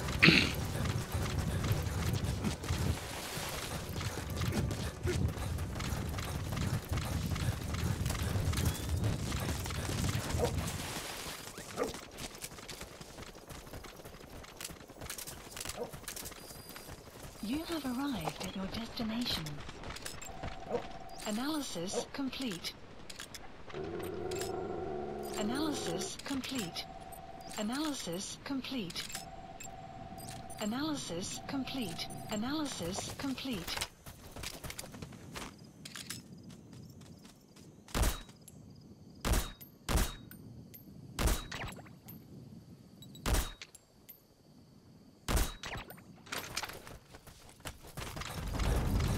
Check the VI on your iDroid. That's where the target is being held. Fuck's sake, DE. Wait.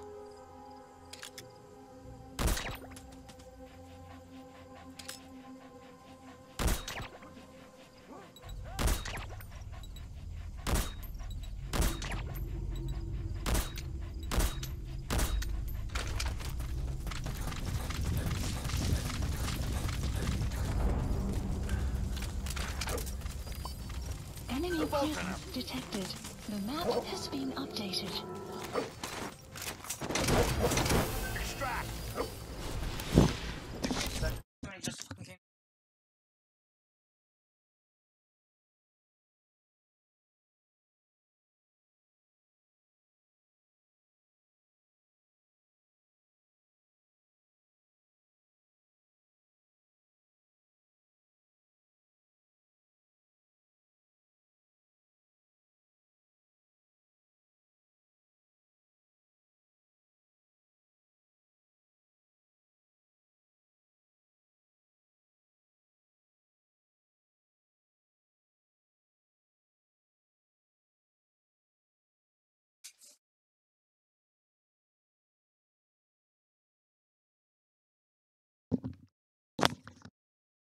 Oh, shut up.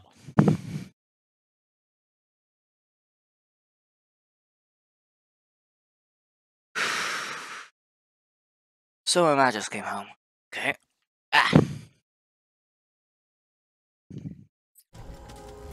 Enemy presence detected.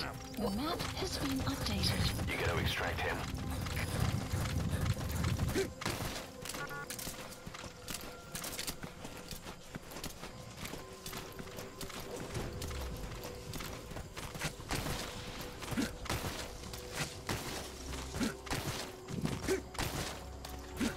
Subject on board. Leave the rest to us.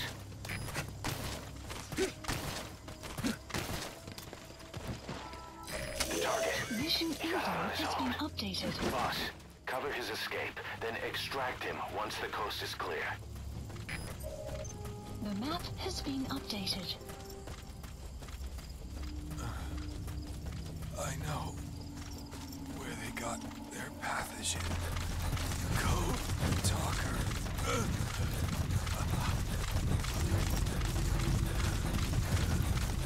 They have the mansion surrounded.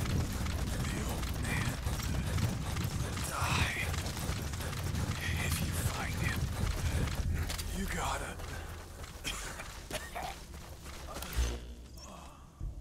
Our other men got me out of that mansion.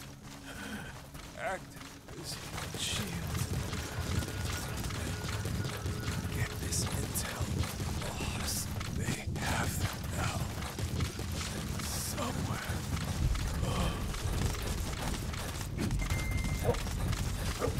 Caution, rain approaching. Enemy presence detected. The map has been updated.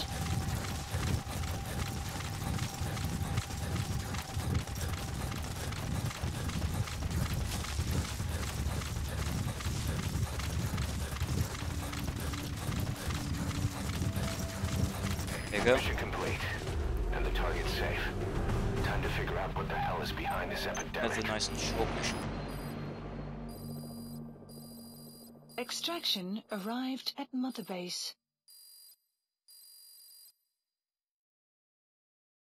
Mission complete, and how? They're gonna tell stories about this one, boss.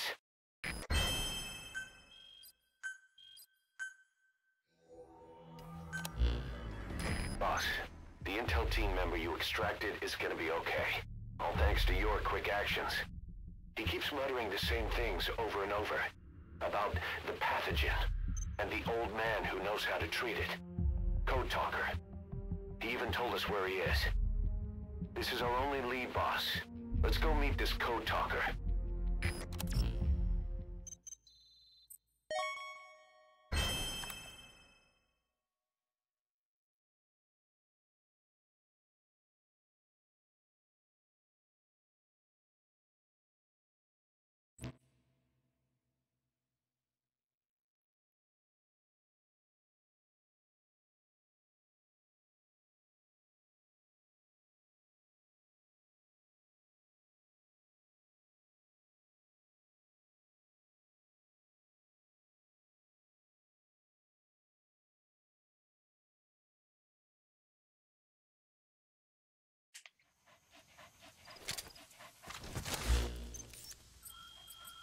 List.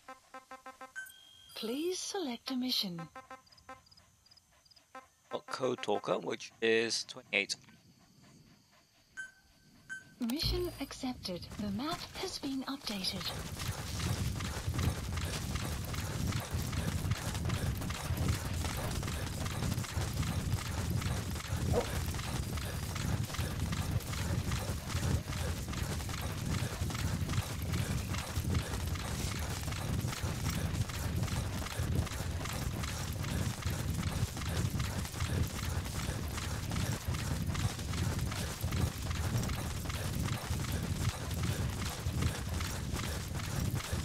And there's no one. So you gotta work.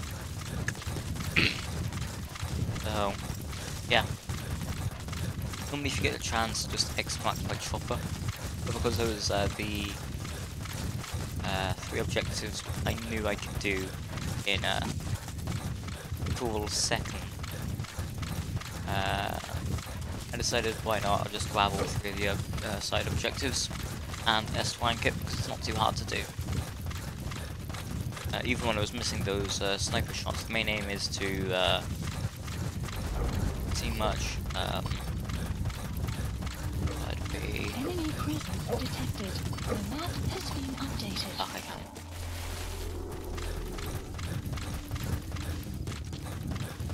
Oh, that was it. Basically, the aim is to knock out all of the enemies up towards where the truck would normally spawn, and you've got to try and get into where that truck is, or the intel team member gets into it. When the intel team member gets into the truck, he will then try and drive it, and that's guaranteeing him to basically have an accident where he'll crash to the lower part of the base and all the way down at the bottom of that road.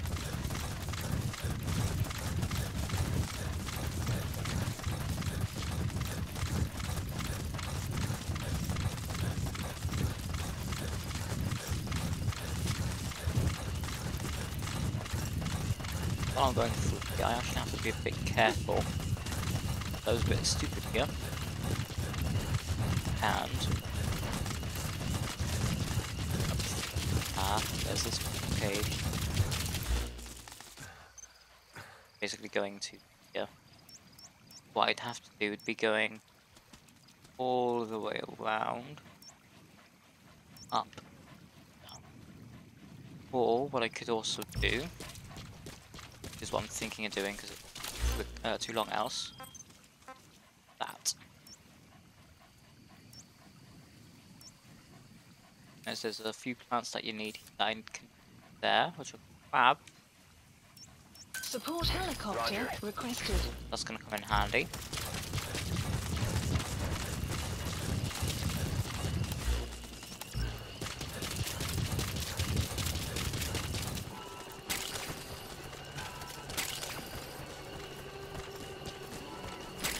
This is B-Quad.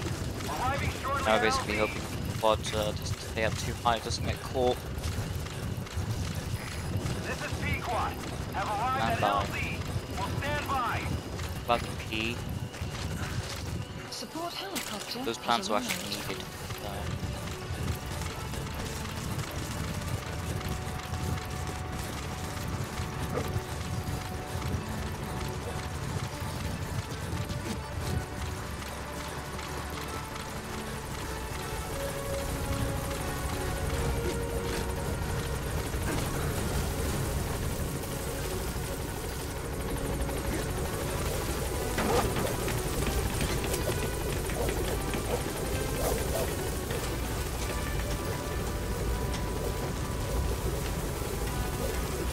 Gaining altitude.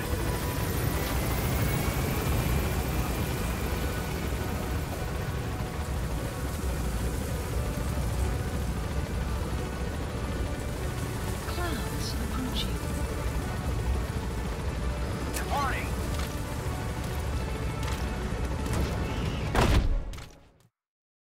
Extraction arrived at Mother Base.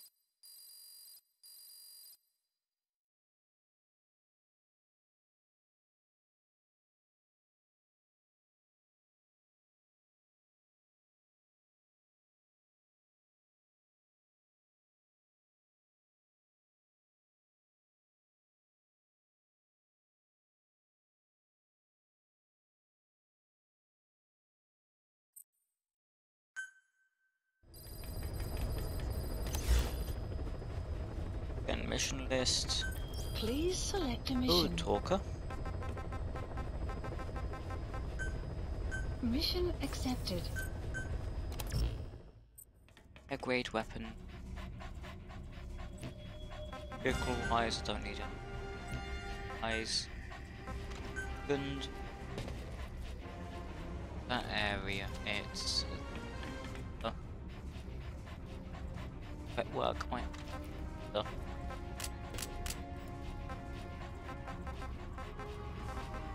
We're in rocky stuffs. Like sand and having them. Or we're in swamp. Wet work's actually going to be the better choice there because of the way we're going to go past some of the what would be boss fight because of the fact that I can shoot like this. I don't know if anybody noticed to do it before me, but I remember putting on my YouTube a long time ago when I found out you could actually do this strategy. Check.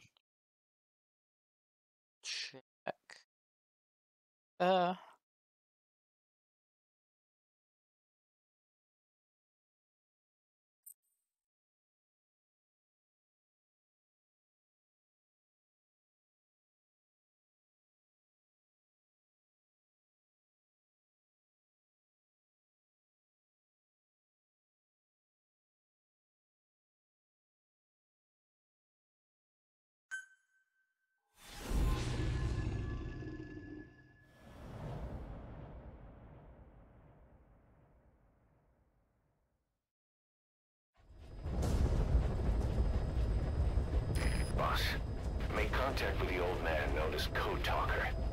According to the intel team member you extracted, he knows what the epidemic is and how to treat it. You'll find him in a mansion deep in the valley beyond the forest. He's a high-value target who's probably involved with Cypher's research. This information came at a heavy price.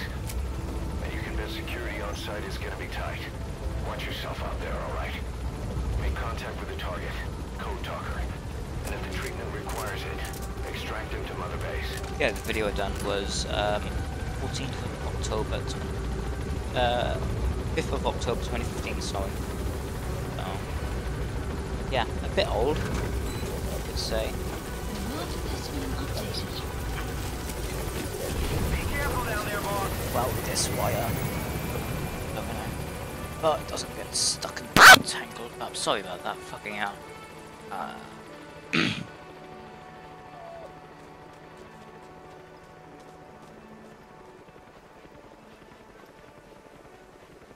Oh. Right. Pardon me. It's, fuck. That's... Fuck it. I'll do that later, because it shouldn't be too bad.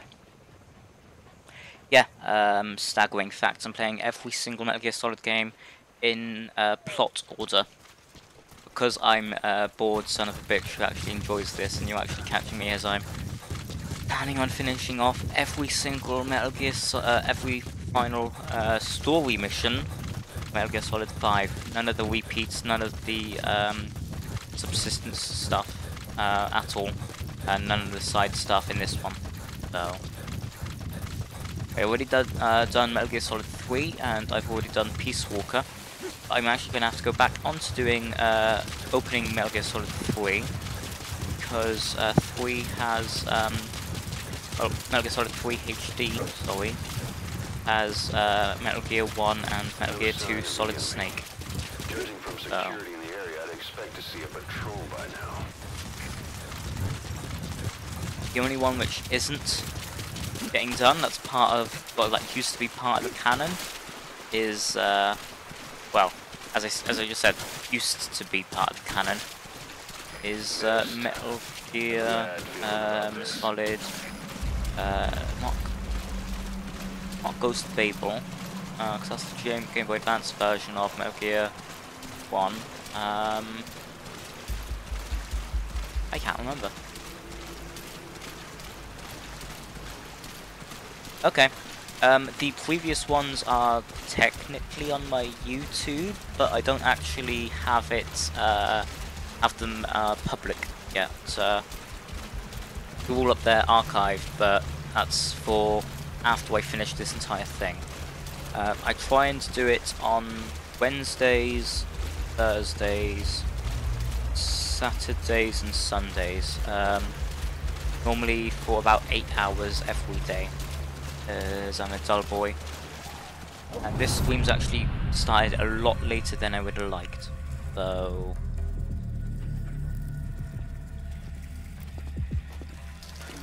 normally I'd be finishing about 10, but about 2 PM.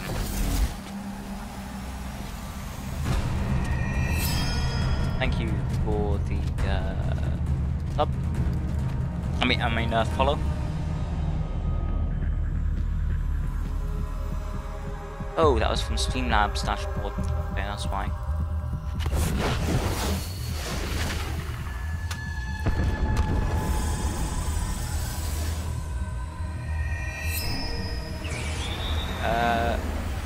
Greenwich Mean Time. Basically, British time, so... Damn it! So Cypher is behind this. And this current setup that I'm doing, I found this a long time ago, so yeah. But in Code Talker, you don't actually have to fight the skulls right away. You can, as I'm doing, go right past them. Just ignore them. Only to fight snipers that don't do much for you. And on that, like it might be a laser, but it might not be, so...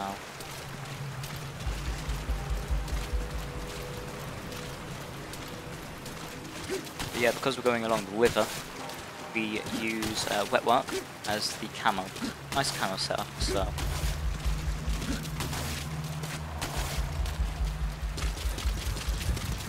Gotta be careful with how fast you move in case the skulls hear you. But once you're to climbing up the actual crack in the wall, you're more than fine. That's the wrong crack in the wall, god damn it.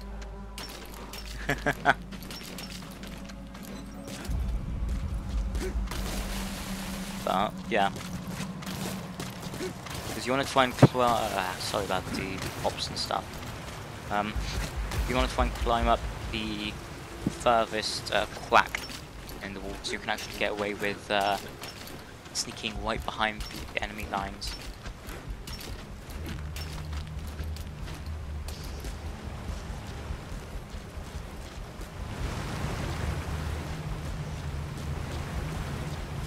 Even though I have DD teleports, so you don't need to worry too much about that.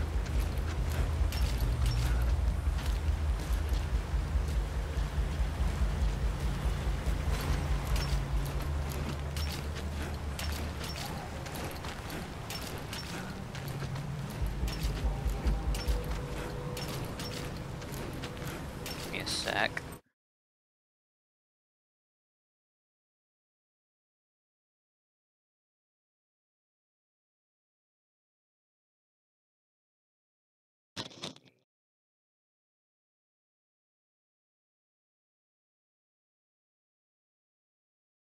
Touch too big now, but that's better.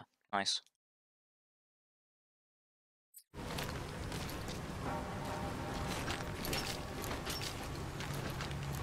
Once you climb up the final crack in the wall, which is there, do not want to jump up. Do not want to run. Want to crouch.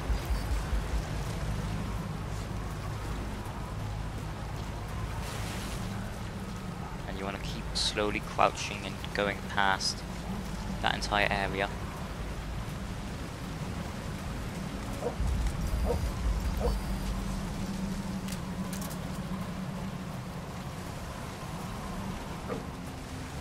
Then once you've got the ability to climb up here, you're pretty much right away from their field of operation, so you can get away with doing a little bit more, but don't run, generally.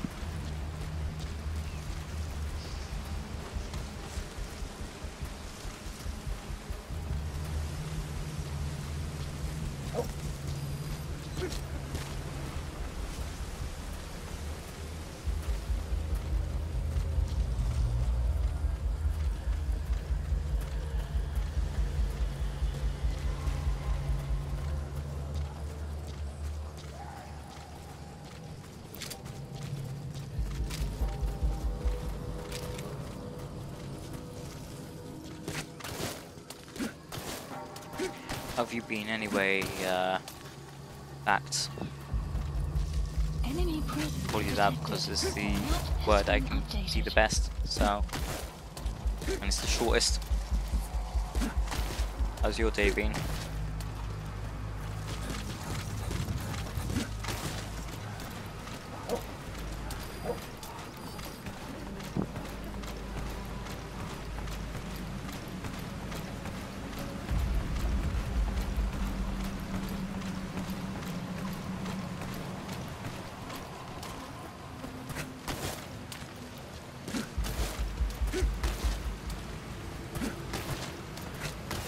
There you go.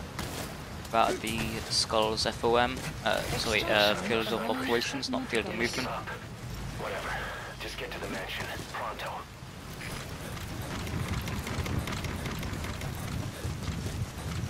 Then when you actually have the ability to go up to the mansion, don't go direct. That's the one way to get to hell. You want to go up the side. You're near the mansion. That's where you'll find a target code talker. You have arrived at your destination.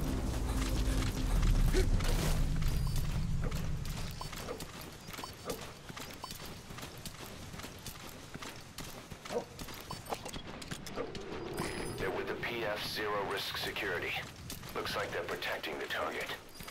Why don't you try interrogating them? They might know the target's exact location.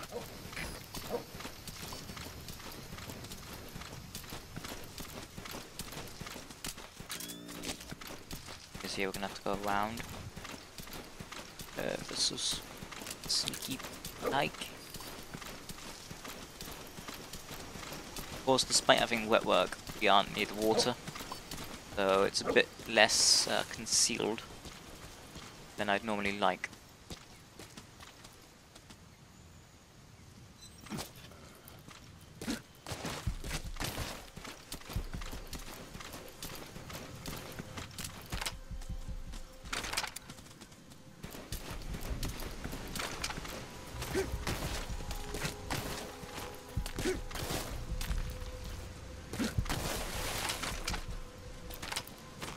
God damn it, game. Did it hit to us? Of course, he has a fucking helmet. So it's bastard to shoot him in the head.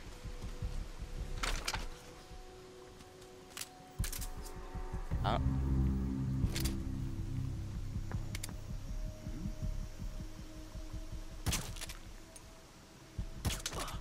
Yeah, got him.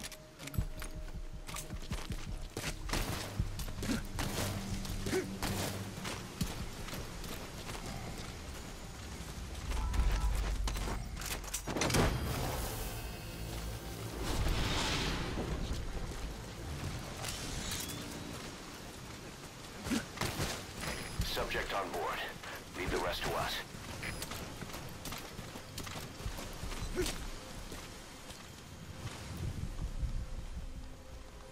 That guy's basically going to come around to where we are now.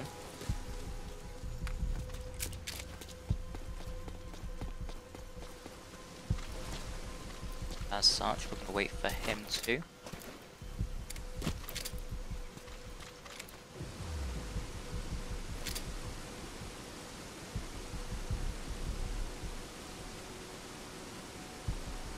No, you won't have to fight them all. You won't have to fight them all if you get caught. You can theoretically get past them. Just I didn't really get lucky because it ended up being a bit impatient.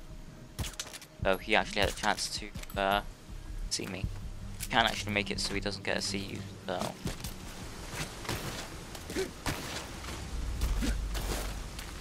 And if you're talking about the skulls, no, you don't have to fight them.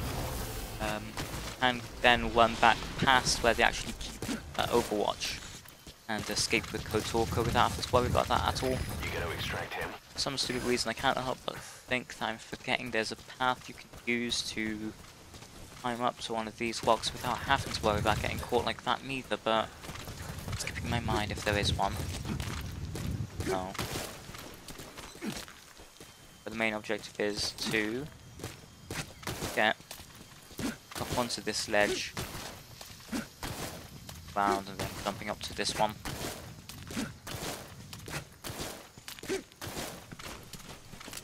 Because these two guys here, they're your main problem. And there's two which just see thanks to D-Walker. Sorry, DD. They're actually where DD Kotorka goes to.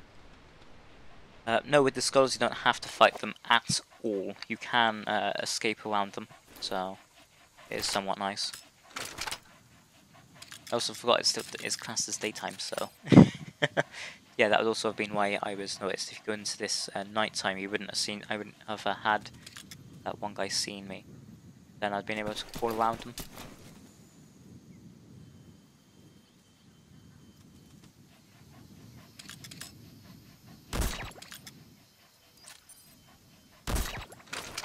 That guy, go to the guy with the helmet first because he's the most annoying one to deal with.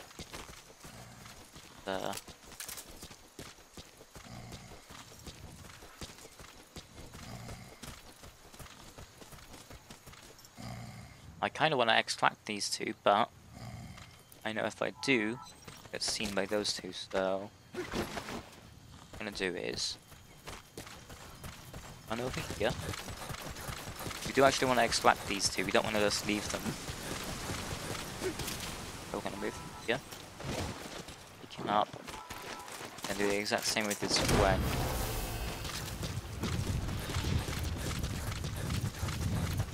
Getting these two out of the way because skulls will respawn up here. Roger that. However, you can avoid their laser beams if you move just right.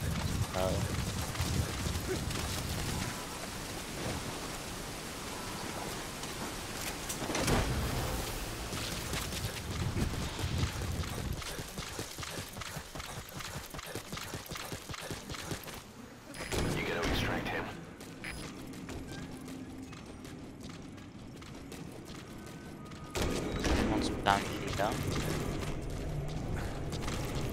Excellent work, boss. They don't even know you're there. Keep it up. Now we meet Kotorka.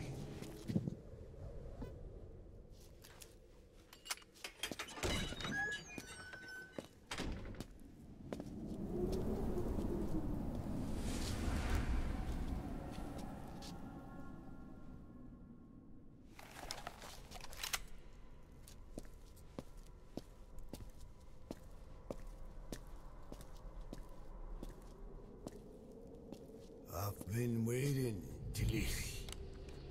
Or should I say, Bedahochale?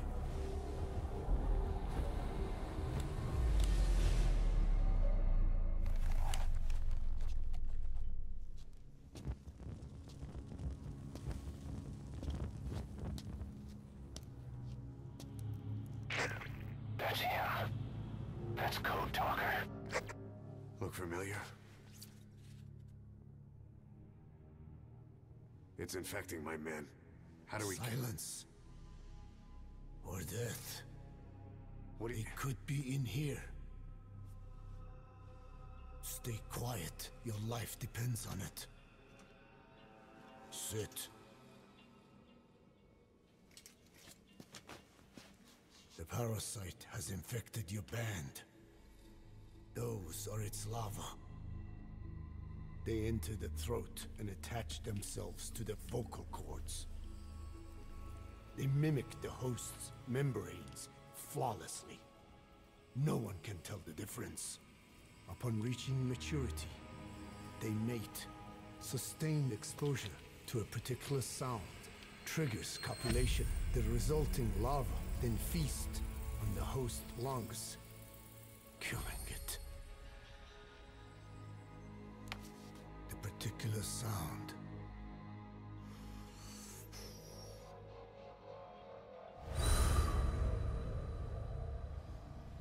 is words. They attack only those who speak a certain language, not just one. I cannot say which language your parasites are attuned to. But silence is the best way to keep them from laying their children. This contains an herb that they dislike.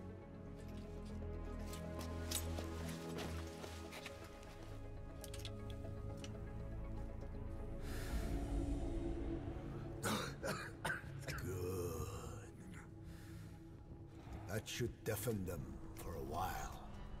You have bought yourself some time. Speak. Is there a cure? Once symptoms manifest, larvae have already infested the alveoli. At which point, nothing can be done. There is a way to halt the onset, which would prevent infection.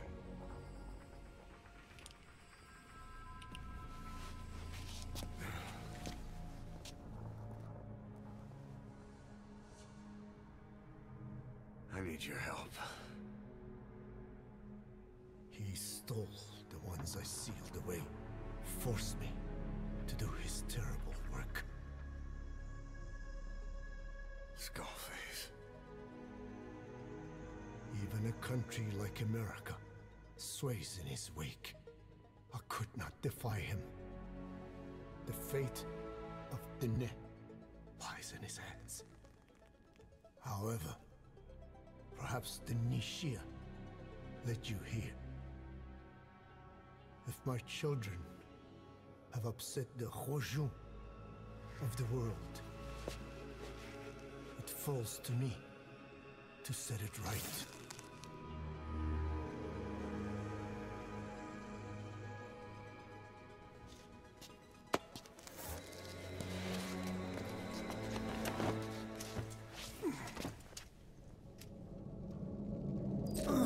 You've secured the target, but he's too old to risk a full extraction.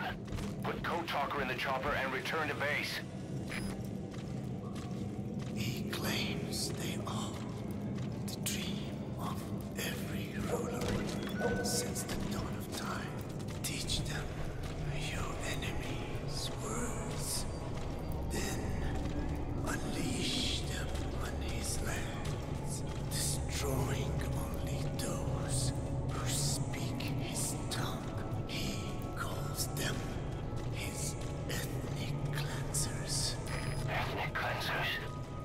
That's what Skullface is after. Then, Inzoya Badiabulo was... Boss, he's gonna wipe every language besides English off the face of the earth. Ironic, isn't it? They gave us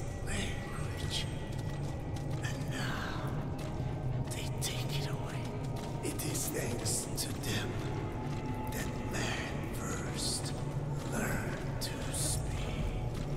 But now, the hands of their clock turned back. They've been warped. Yeah, the horn's massive because I was, this is New Game Plus, so after I had finished this game Extraction arrived multiple at times, interface. Mission info as you has do, been updated. and map go has to been grind updated. new game items, you need to get a load of soldiers, and that's why DD currently has the Fulton gear on. But it ends up turning out, since you don't want to grab every single soldier, you want to just grab the ones above a certain rank, DD will try and get them anyway, so you end up having to murder the ones that aren't good enough. So that's the reason the horn's so massive, and that's the reason I'm completely covered in blood. That never washes off. Enemy presence detected. The map has been updated. Yeah, since they're like that, you can tell that a certain somebody, shall we say, is here again.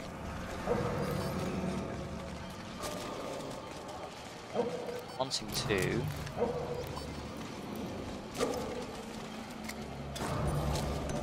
that, but I don't know if it'll work much.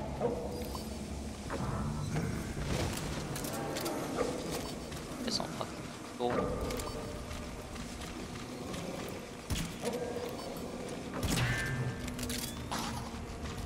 Yeah, nice. Those ones are downed.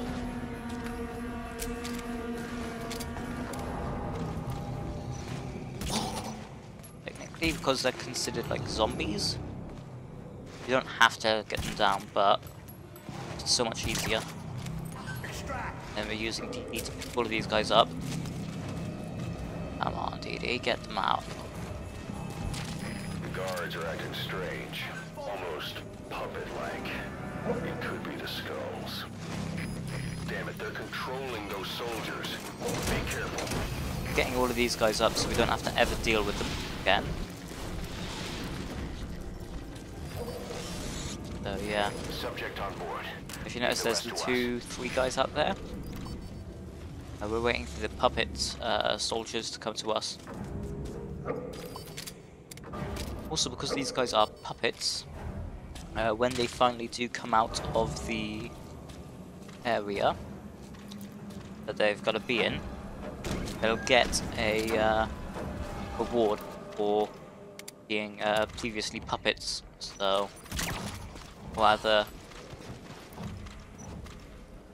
well, hard to say properly, but yeah.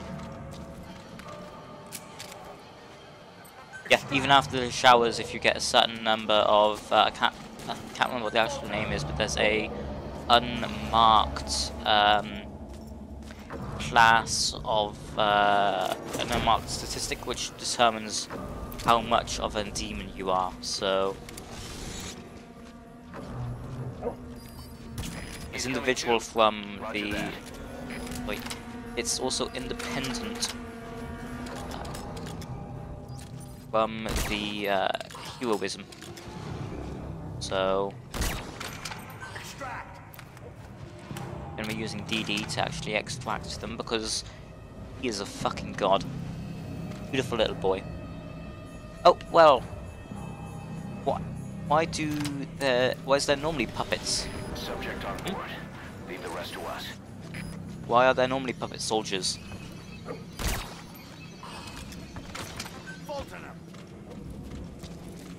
It's pretty annoying actually, because I can't see what kind of fucking camo I have. I have to remember what I've picked up from the menu. So yeah. He's coming too.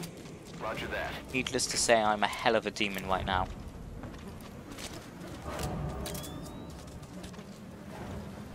I can't properly remember exactly where the targets are, but I think 100% sure, but I think they're all along that way. But what we're going to do is we're going to try and go this way for once. I normally end up going around the side and then around down as my personal way to get around these guys.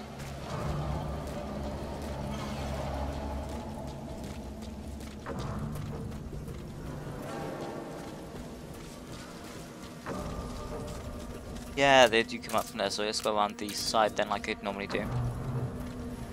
Notice there's a sniper line.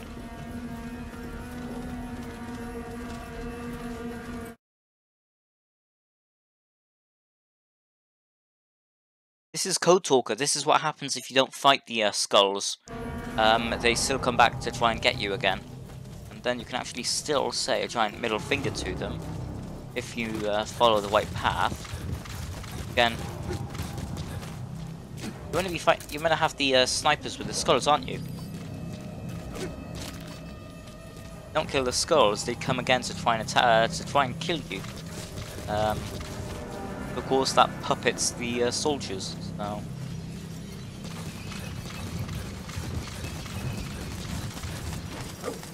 Then, however, the next way to actually get past all of them is underneath the waterfall this way. It sucks that it's midday, but there you go. I'm so used to doing this when it's not midday. When it's midnight, sorry. That this might be a bit more challenging than I'm used to.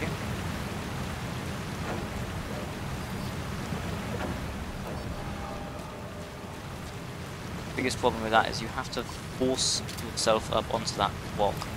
It can be a bit of an annoyance, but it is more than possible.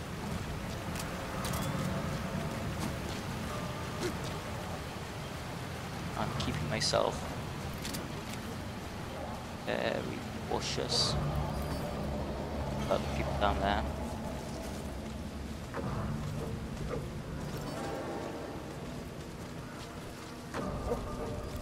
But as long as you stick to this side, the side of the wall, slowly, you could be able to escape without ever having to fight these sniper skulls.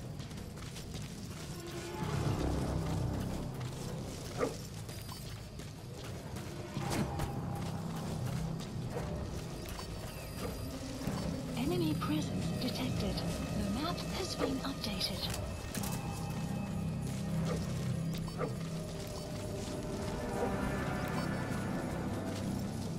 Enemy presence detected. The map has been updated.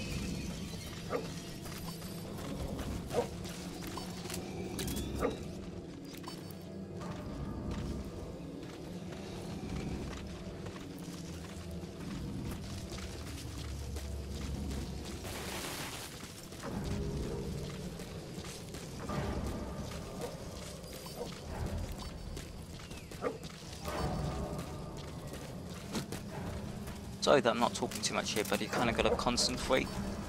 I want to do this perfectly, so...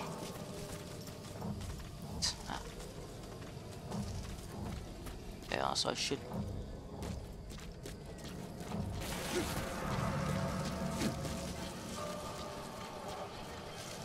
Let's go inside.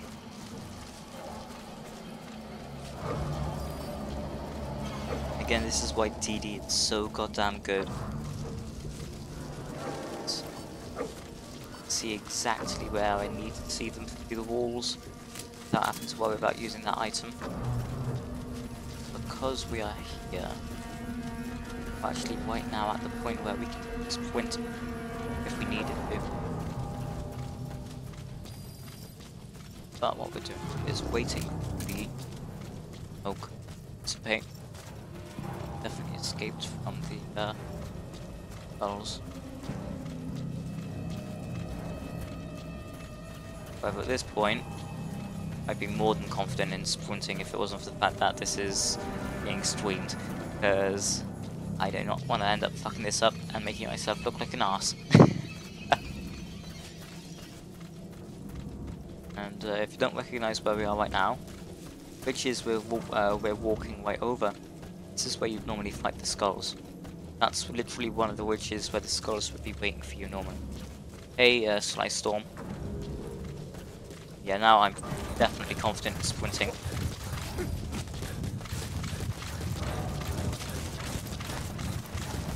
Pretty much when you get to the arena with them, if you've not fought them, you can end up running away, so...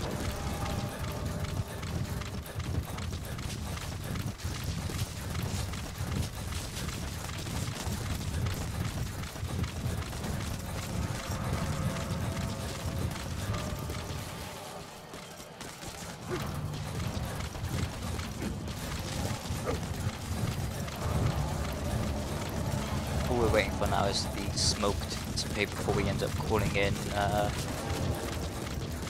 Equad. Almost about to say Morpho.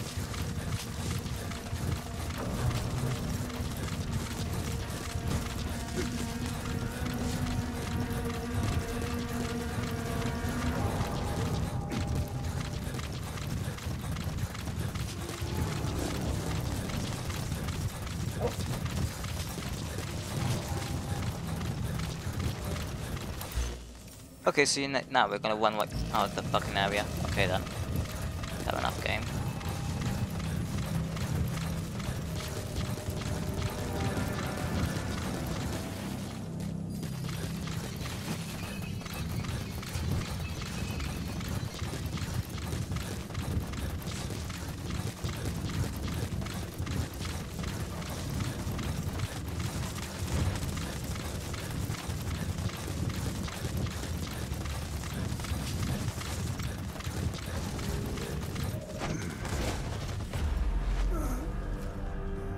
Yeah, I have skill.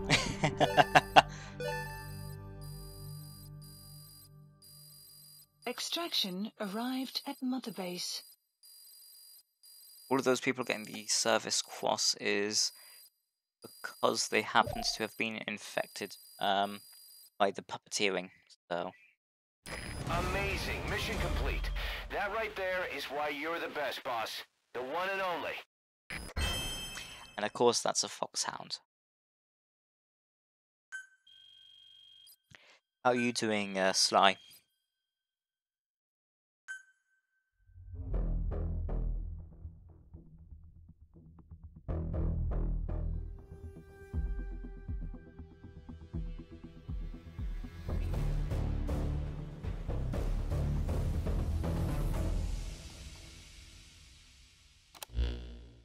Boss, we found the bodies of the two missing Intel team members in Lufwa Valley.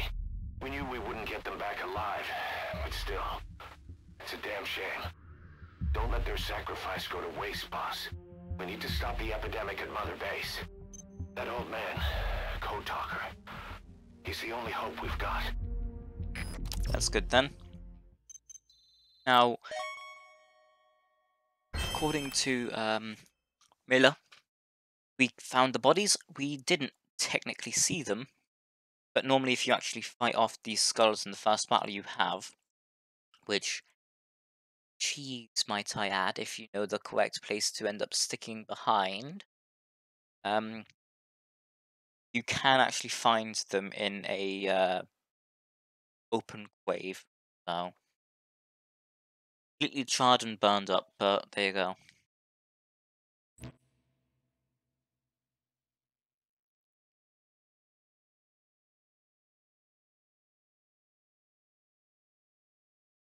Portable Ops. Wasn't that the one? Yeah, Portable Ops was the one on PSP that's meant to be part of the plot, wasn't it? Oh, pausing this so I can actually talk about Portable Ops, because since both of you new to this entire setup, no, I am not playing Portable Ops in its order. If I did, it would have already been played, but I'm thinking of playing it right at the end of the series, as more of a, this used to be part of the plot, but it was considered so bad that it's no longer canon. Metal Gear 1 and Metal Gear 2 are indeed being played. They're being played in, well, after this. Because plot order-wise, after the uh, events with Metal Gear Solid 5, Metal Gear 1, and then Metal Gear 2. Then it goes to Metal Gear Solid, Metal Gear Solid 2, Metal Gear Solid 4, and then after that it would be Metal Gear Rising with Vengeance, technically. So, yeah. MGRR is sort of like a kind of sort of canon, but not really. So I'm thinking of doing that as a sort of caveat right at the end as well, before Portable Ops, because it is in the canon order. That is, yeah. Rising with Vengeance doesn't technically count. No, it doesn't actually technically count as part of the canon, but it happens so far after Metal Gear Solid 4, where I'm playing it more as a unofficially sort of there sort of thing. Whereas Portable Ops has been completely wrote off from the canon, which is why that's getting played right at the end. Anyway, let's actually continue the cutscene with Code Talker.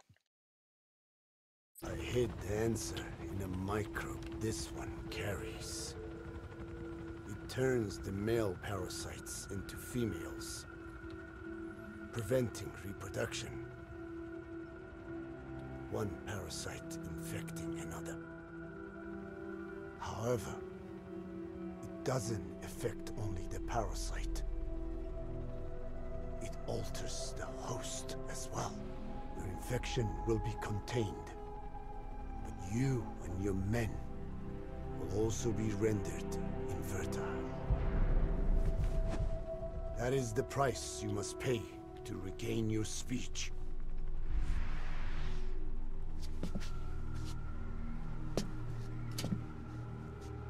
That freak show back there, they the work of your children too? A different strain from the vocal cord parasite, known as the one that covers. It acts as the host's skin, providing strength in exchange for nourishment. But I did not know those men were infected. They were forced to serve him, then steal my research.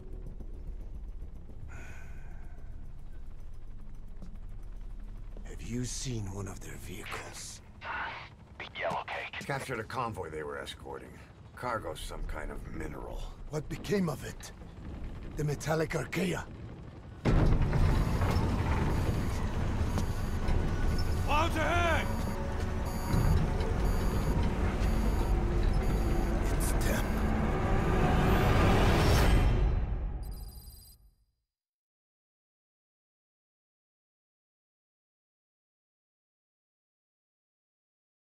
The next mission is Metallic Archaea.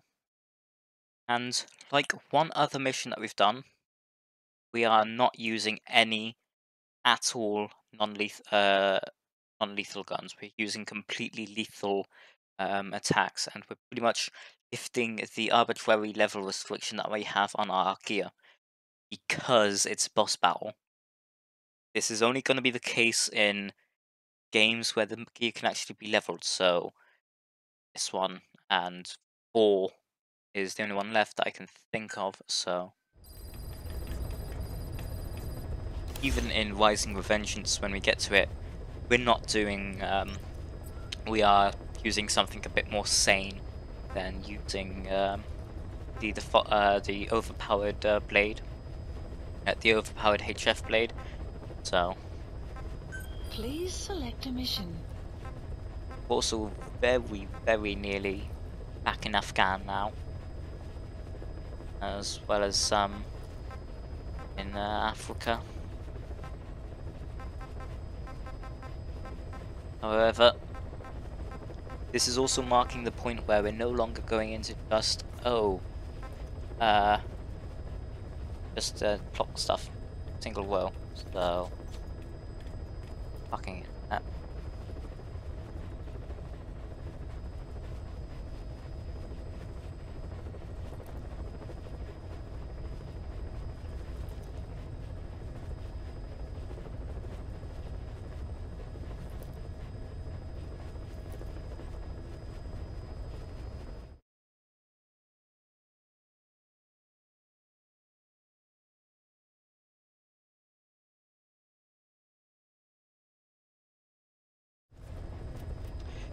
Sorry about that, apparently my internet was taking a bit of a dump. As I was previously saying, while my internet was clapping itself, it's still partially doing, so sorry for all of the dropped backing.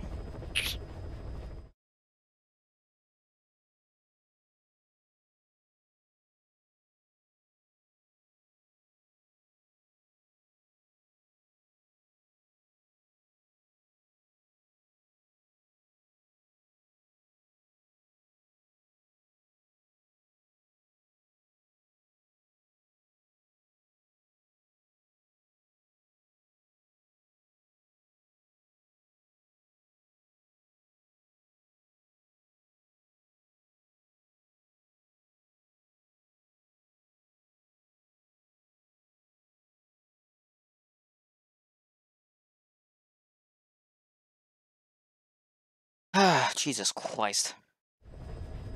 Hopefully my internet's stabilized again now.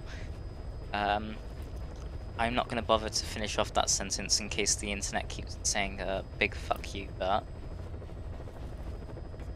we're basically lifting the restriction we have on our arbitrary level cap and on our ability to kill. So we're immediately going to our third setup for that exact purpose. Yeah, that's the correct AMMRS, and it's not the bumping of that we're going to be using. But I'd quite like to use the Bambintini of CGM.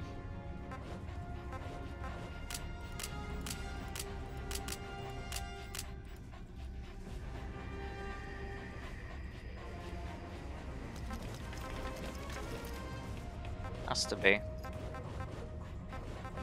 Yep, so the CG. Acht. Naive. Let's go with Tornado. Yeah, the internet was dropping loads of frames like mad according to OBS, and I trust OBS's input a lot more than I would Twitch.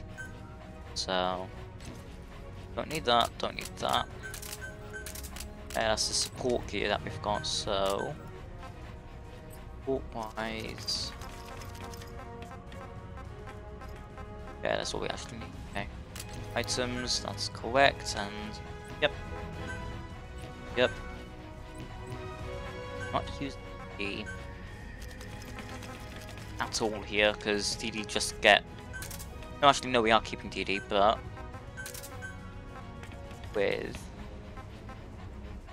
Battle Press, try and protect our Fox. Deploying.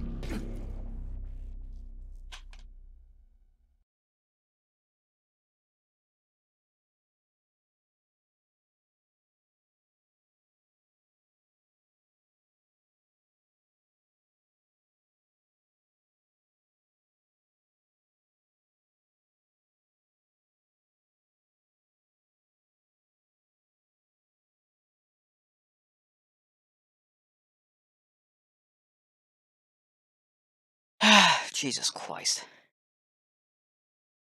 There's a reason I normally don't set a number of dropped frames as a solid number, but a percentage of total that I look after if I'm going to be able to start streaming, and that's because I do not trust my internet enough to not drop any. But I have an acceptable limit that I consider okay, and that's it, nothing more. If it breaks that, I don't get happy at all. It's them.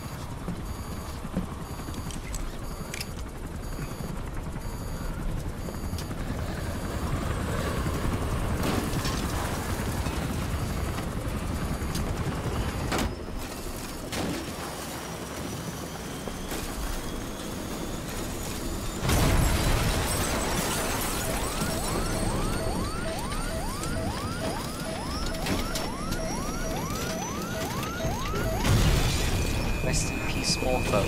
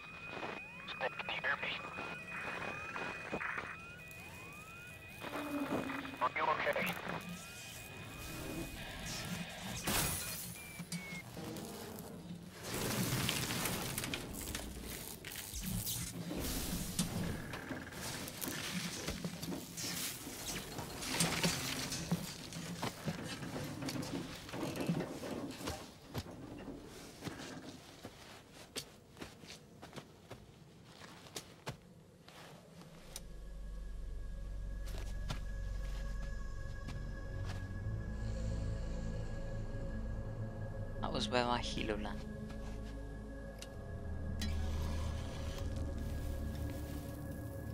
And It looks like you're surrounded by mist. The support chopper can't get close to your position right now.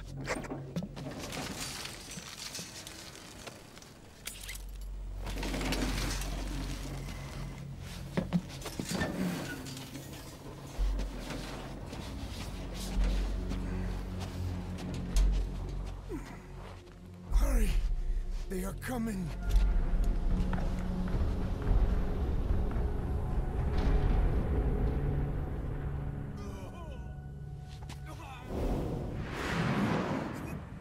so there's the CFA.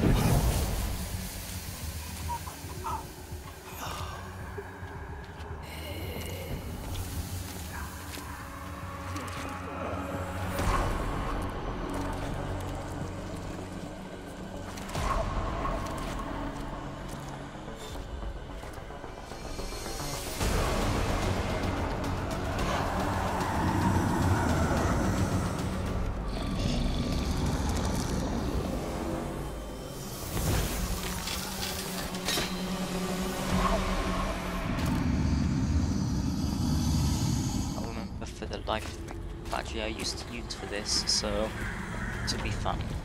We are their quarry.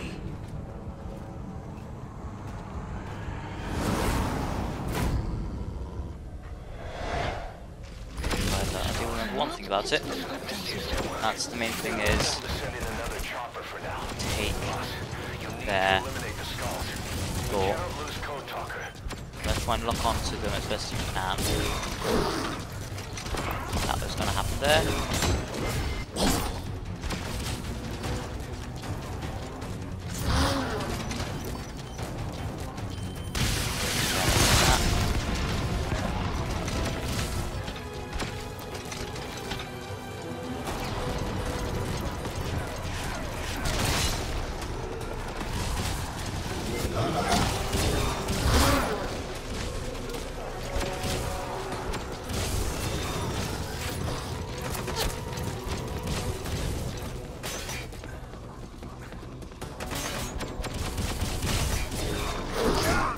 That's not something.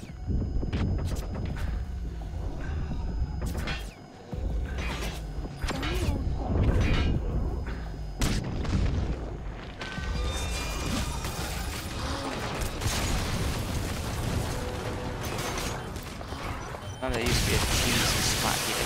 I used to use, so it cannot at all.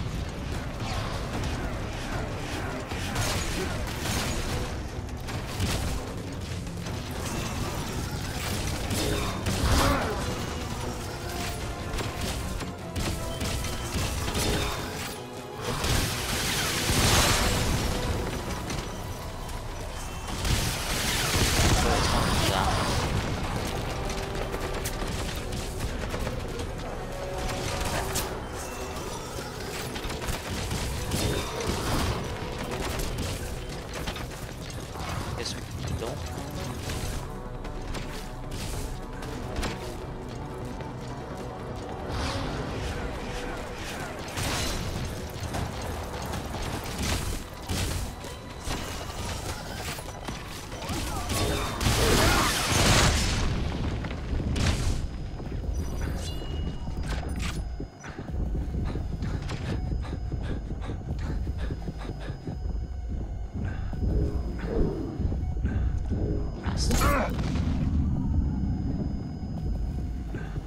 But I also try and remember when you're running away to heal.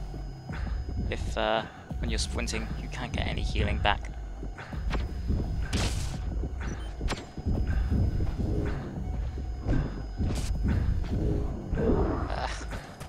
I've been way too far to the side, I don't like that.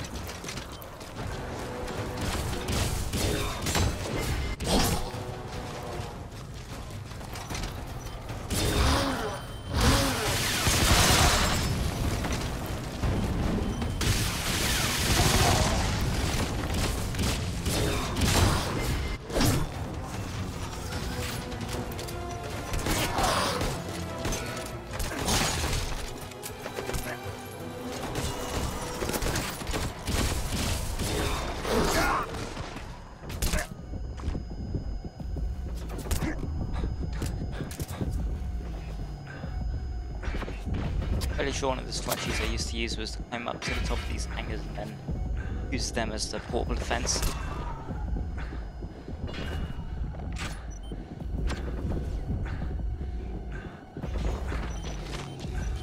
Bastard. That sounds pretty annoying.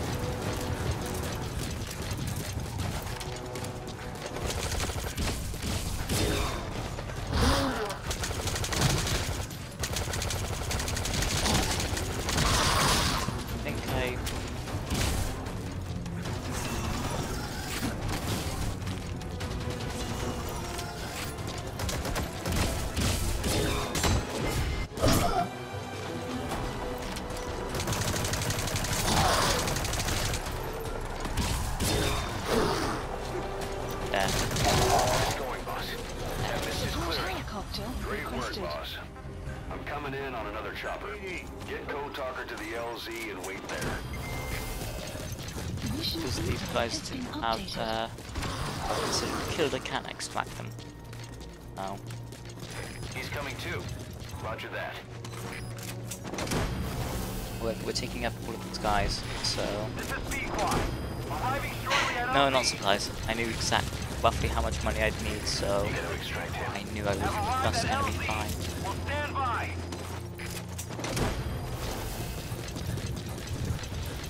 Support helicopter has Because if I arrived. truly needed supplies, I'd end up meleeing them to death.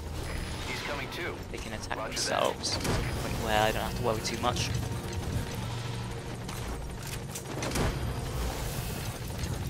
Normally I'd be having DD do this because it's so much easier to have DD actually get for you, but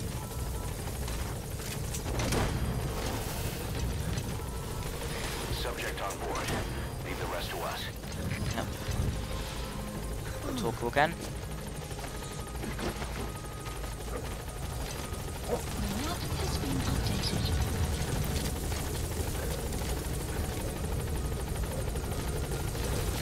Get in, boss. There you go. Now we're gonna head off back to Africa. Sorry, Afghanistan. Extraction arrived at Mother Base.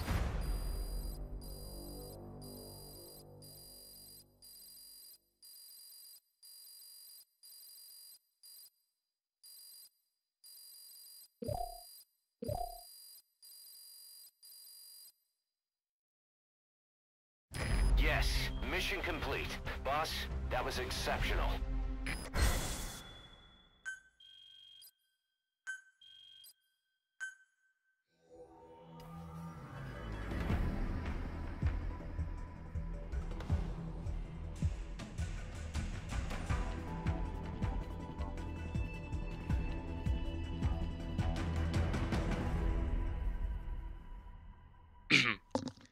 Pretty much the reason we end up, what's it called?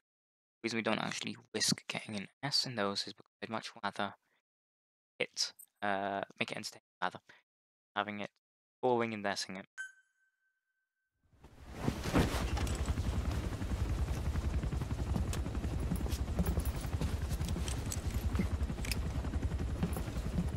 There. Skullface is no longer in Africa. That should be a lot better for me now. The nuclear test was a success. Now they turned their knives on me. Satellites didn't read any test. Neither did seismometers. The detonation test took place 5 years ago in the southern Indian Ocean. The final test was the opposite, to prevent detonation. You mean? Skullface plans to sell nuclear weapons that he retains control of. It's not like hawking small arms to militias. Indeed. He plans to avoid detection by exporting minerals containing tiny amounts of uranium in the form of metallic archaea. Once on site, the metallic archaea enrich the uranium and weaponize it. Loaded onto all-terrain bipedal machines, they ensure any country, armed group, even the smallest terrorist cell, can become a nuclear power. Bipedal. So that's why they needed Huey. A nuke business to replace the arms business. And Skullface owns the market. The very atmosphere of nukes, anywhere and everywhere. Deterrence on all sides. So that's why he ran a non-detonation test. Yes. Another metallic archaea instantly overrides the criticality generator. A fail-safe only he controls. Any such weapon can be deactivated whenever he chooses, regardless of who owns it or their intent to use it. Nukes. Controlled by a man, not a country. If they proliferate, conventional nukes lose all value. Political, military, and economic. The two superpowers become powerless.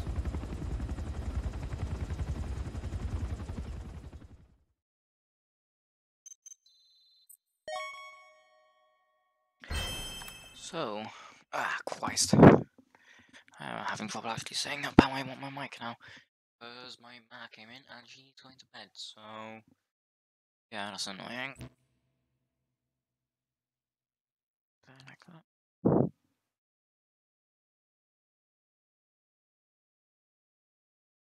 I think I set up, which I'm pretty happy with. Just means I'm going to have to be a bit more quiet because she's a very light sleeper, so...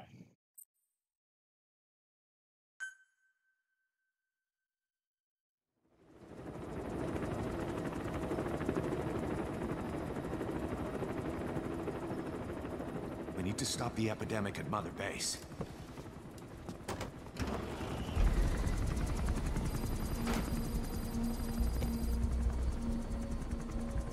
About the pathogen spreading through Mother Base, what's your opinion? Textbook symptoms of vocal cord parasite infestation. And judging from this casualty list, it is the Kikongo strain, meaning a breed of parasite that triggers symptoms upon detecting pronunciation specific to Kikongo.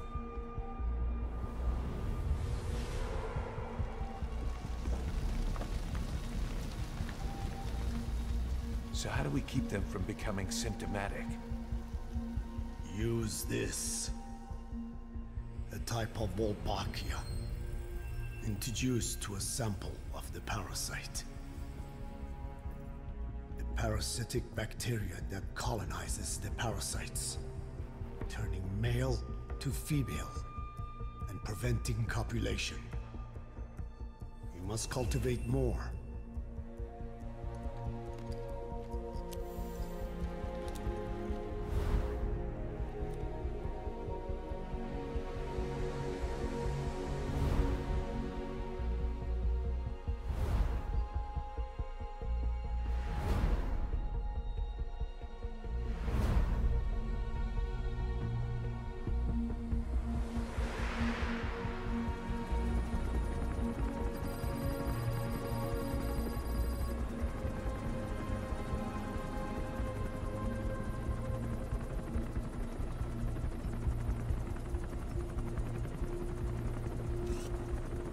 Thanks to Code Talker, we've managed to put a stop to any new vocal cord parasite infections. We couldn't save those already symptomatic, but everyone who survived has been released from the quarantine platform.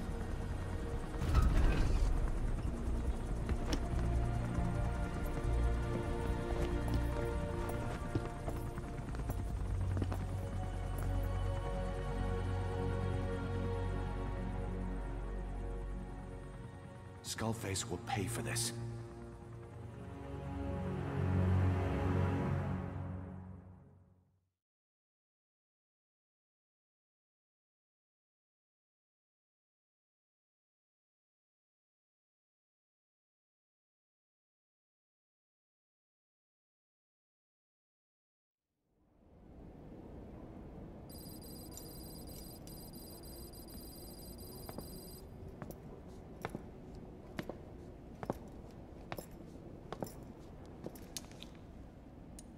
Again with the truth serum?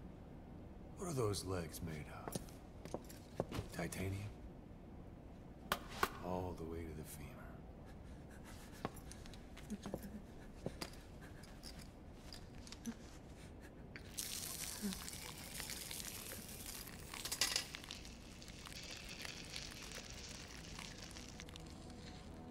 Metallic archaea. Sahelanthropus. Where is it? What? We have to know before his plan is complete. Sahelanthropus is the final piece. What are you talking about? If the Soviets break out a mobile, controllable nuclear weapon, East-West relations will be right back at the Cuban Missile Crisis. The Cold War returns to life, as countries without nuclear arsenals line up for what Skullface is selling. Nuclear weapons proliferate overnight, and on the brink of annihilation, the world maintains its balance. But we know this is all just a shield, a ruse. The cleansing parasites are what matter most.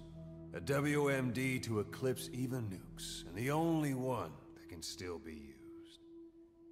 Skullface is the world's greatest threat, and Zero's. The pieces are in place. All that remains is to unveil Sahelanthropus in Afghanistan. They can't activate it without me.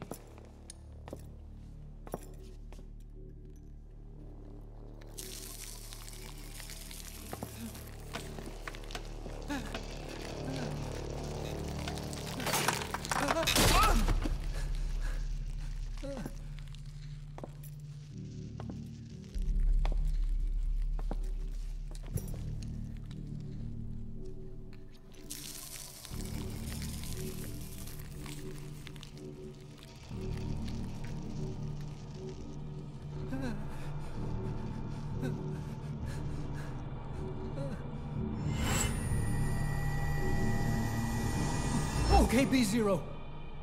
Sahelanthropus is beyond the Soviet base camp, in a lab built by the Soviet philosophers. That's what you're looking for. But I have no idea how he's controlling it. It wasn't designed to accommodate a human pilot.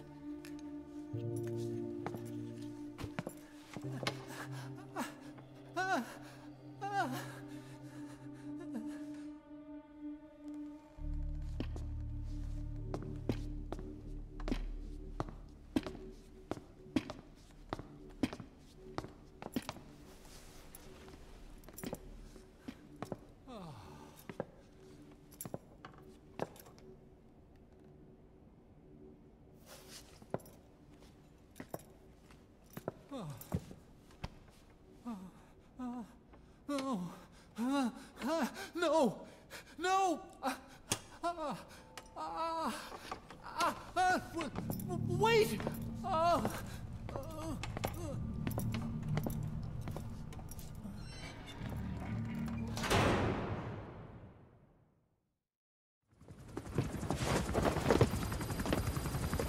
We got word from Afghanistan.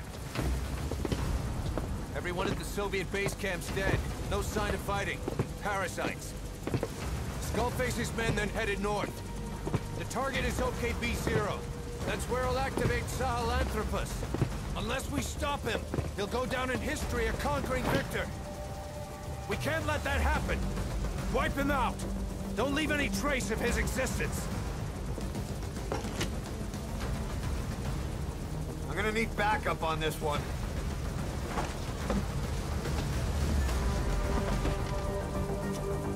You'll rendezvous on site.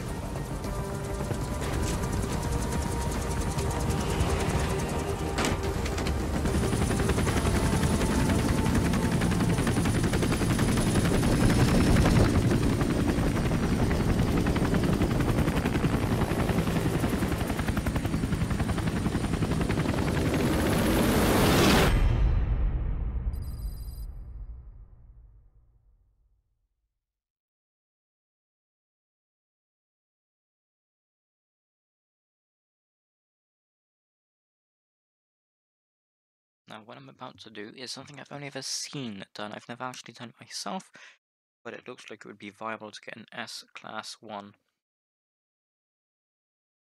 An S-Class in this particular mission. So...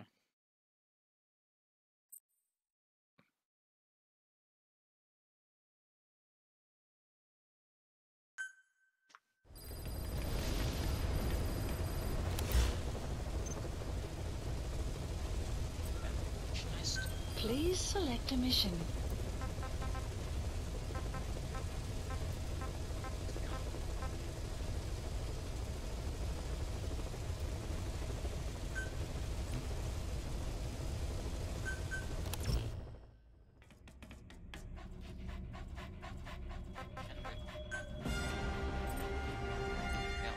Layer 2 this is the one we're primarily using these.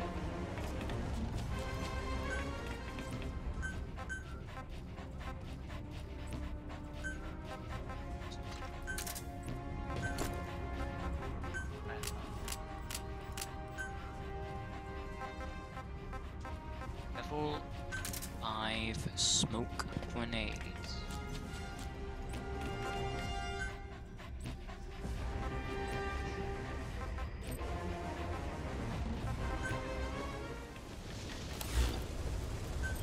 Please select a mission.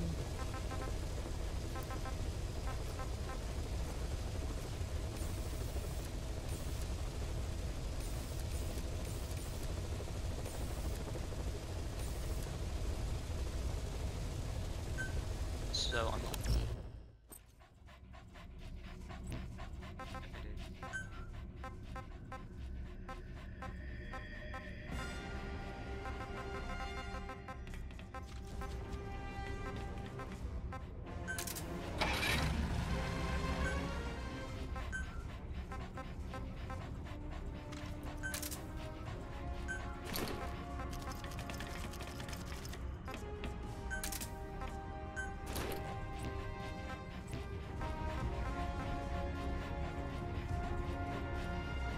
$1,800.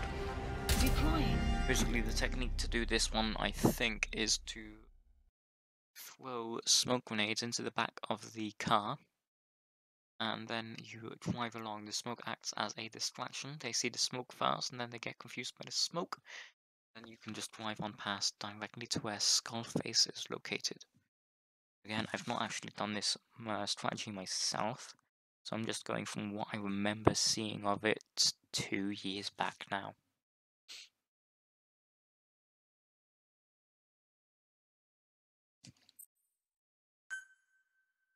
Last thing I've got to do though, before anything else, is deal with the beginning forward op base that they have.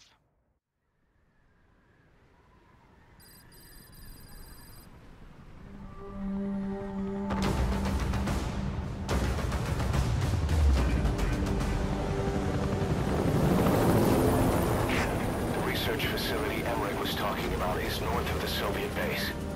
That's where Skullface is keeping Sahelanthropus before setting it loose in Afghanistan. There's a good chance he's got nukes too. Boss, we need to figure out what Skullface is up to. If you make contact with him, get him to talk. The ethnic cleansing parasites, Sahelanthropus. Find out what his plans are.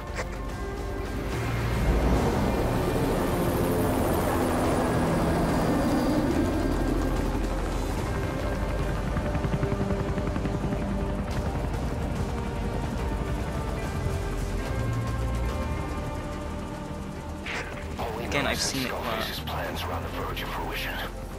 We need to stop him while we still can.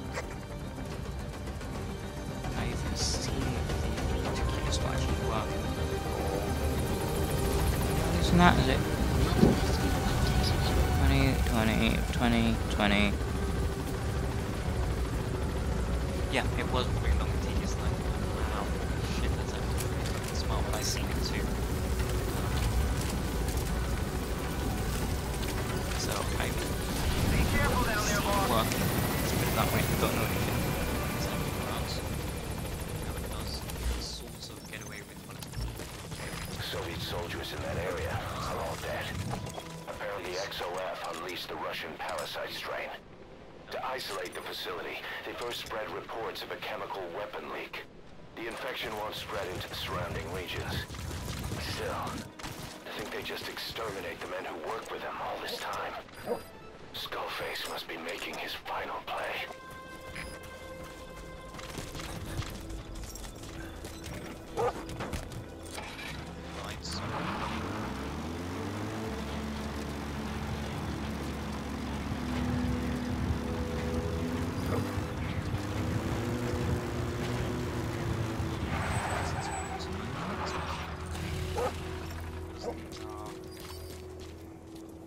Class of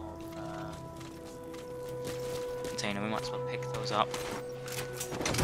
Yeah, the OKB0 has always been a bit of an arse.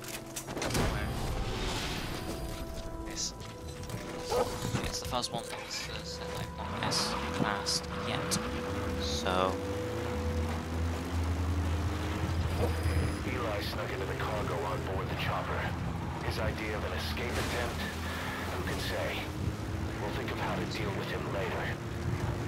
Snake, do you read me? I know more than anyone about OKB0 and Sahelanthropus. Extraction arrived I've at made the up my base. mind. Enemy I presence want to be of detected. use to The you, map has been not updated. him. Let me work to pay for what I've done. I'll prove it, that I've always been your ally. Boss, I'll be focused on coordinating backup here in Mother Base. The chain of command is still in place. If you have orders, give them through Miller as usual. Skullface is in OKB0. Start by making contact with him. The facility itself is under the control of XOF, the Cypher Strike Force. We have no hard data on their force strength, so your judgment in the field will be key. Boss, we're finally here. Find Skullface and take everything from him. Good work. 2 more gates to go. Still all quiet in the silo. No sign of Skullface or his Goliath. Surely they can't already have... No, never mind. Clouds approaching. All right, you're through the second gate. Only 1 gate left. You're on in. Enemy presence You're in the enemy's detected. headquarters. The map has been updated. It has to be here.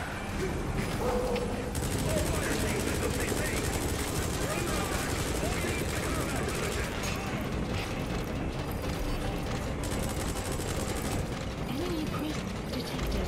The map has been updated. His ride has arrived. Don't let Skullface get away. Stop him at the heliport. The map has been updated.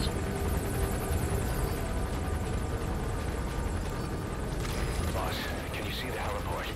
Skullface is right there. Well, if it did help us Make get as far as contact we with him have and make him gotten, talk. so... We have to stop him before his plan is set in motion. Sahelanthropus is somewhere inside there. No, I've had to change how my mic's set up, so I can actually talk better, so... Hopefully. Okay, sleep tight, Chen. I don't think so though, because perfect stealth, no kills normally gives so much score. So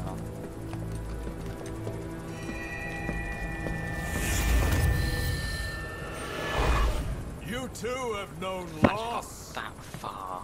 and that loss Pretty fucking good. torments I'll have you to look up at still. that video again and check how it well. Yeah, sorry. When I move my head to the side, the mic doesn't move with me right now. I've got it set up so I can speak somewhat quietly and actually never goes away.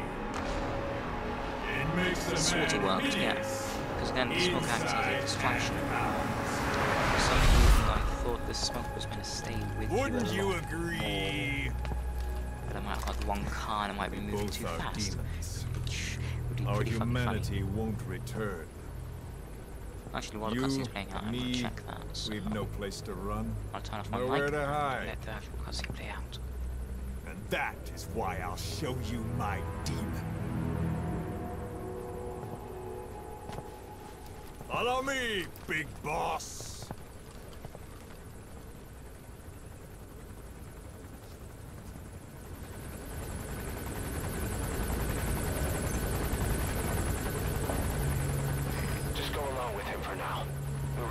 If it comes to that. That's our leverage against him, our deterrent. He doesn't want a war on his hands.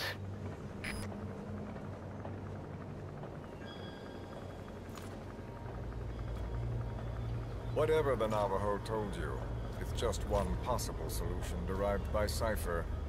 My will is different.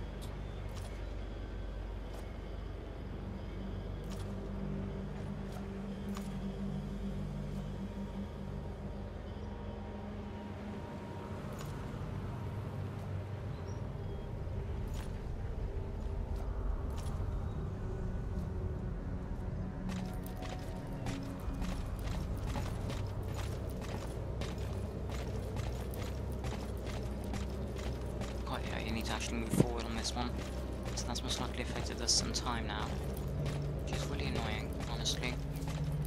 And again, if I wanted to really just like this, I'd have to skip all the cutscenes because often the cutscene time actually gets included in the 1964 time, so Soviet territory. These games aren't that good with that.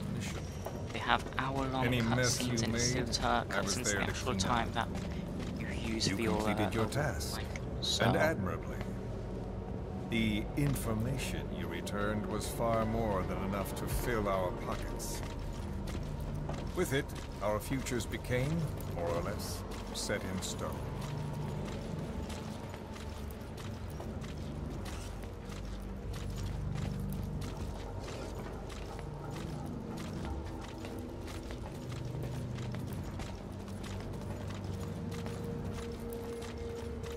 Then the Major came to me with an idea. Washington doesn't know how to spend money, he said. I'd like to redirect it. His goal was an organization dedicated solely, covertly, to supporting America. Cypher. You know the rest. To him, it was mourning the loss of his friend. Or rather, an act of revenge on the world, but America most of all.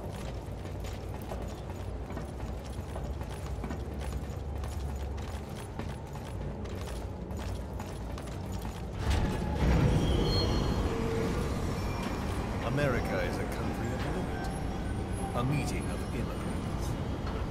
Instead of simply assimilating, its citizens live alongside others. Their roots are varied, diverse. America's never been made up of just one group. But he tried to forge a single consciousness, for it and from it. The idea that every citizen would use free will to unite behind their country. Unilateralism like that can't be entrusted to any one individual. So the Major sought a system that used information, words, to control the self-conscious.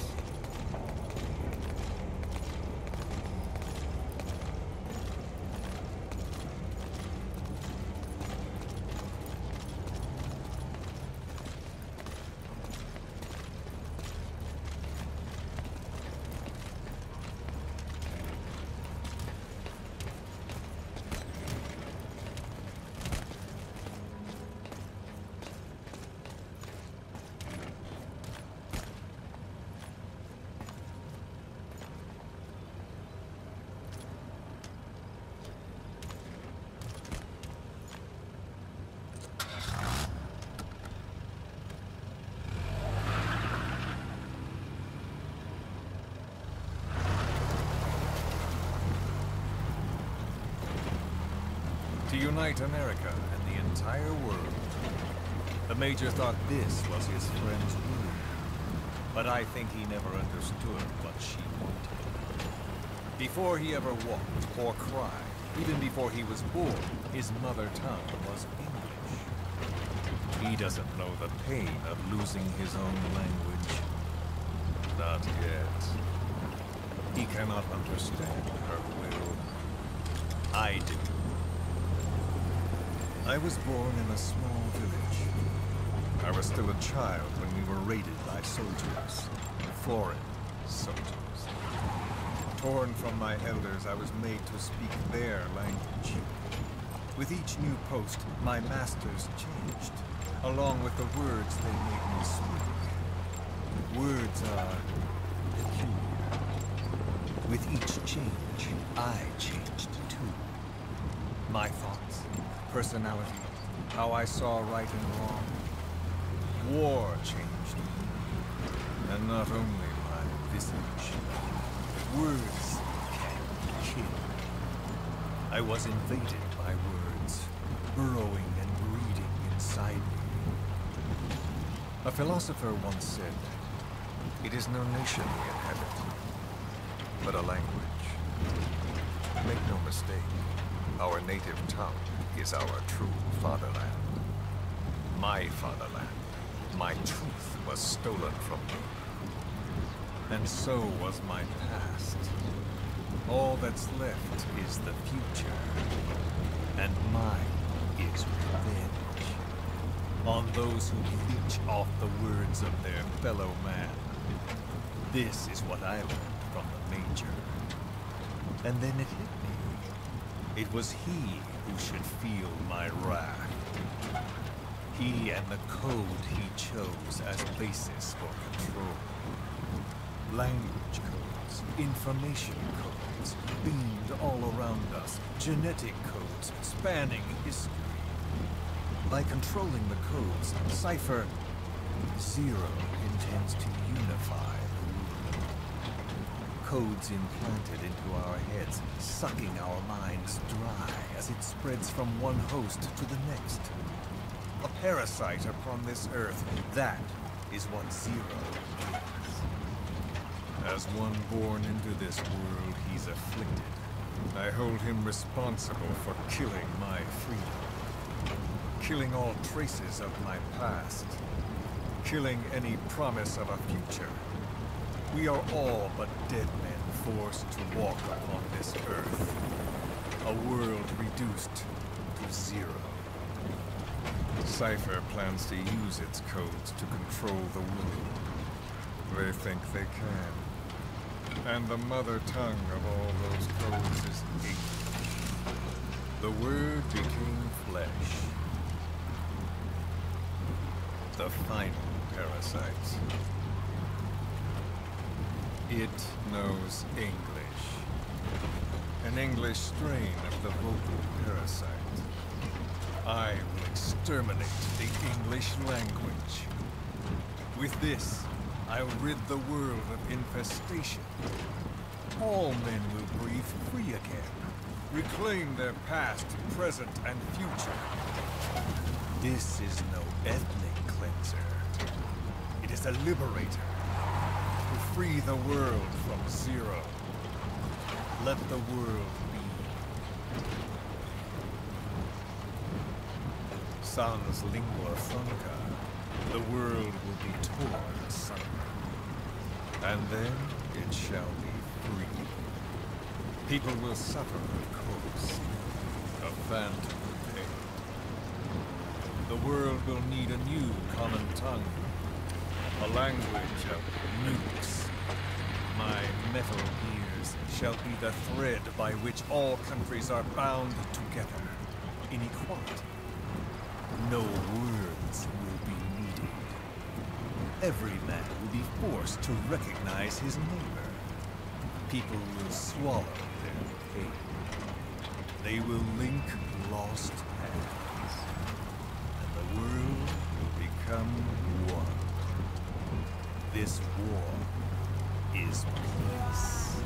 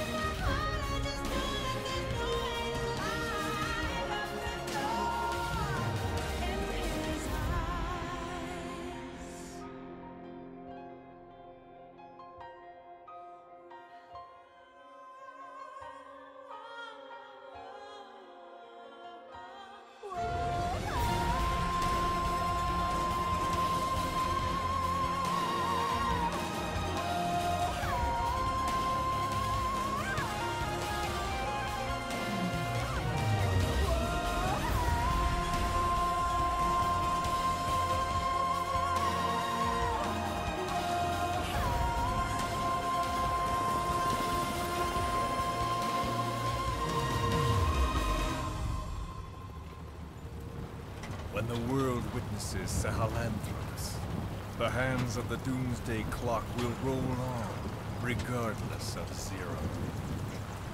Sahelanthropus will take the first giant step into a brave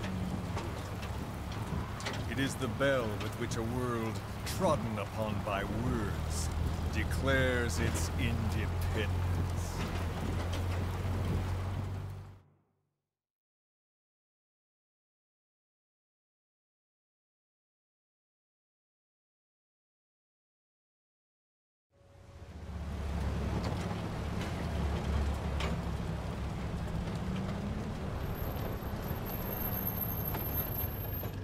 We are here.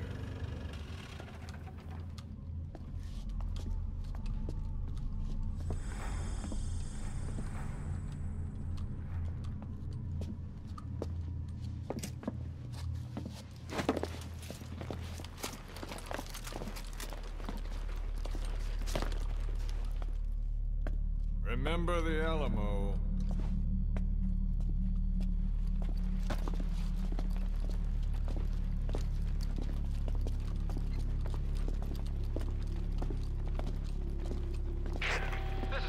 On station to provide cover. Get us a line of fire. Roger that.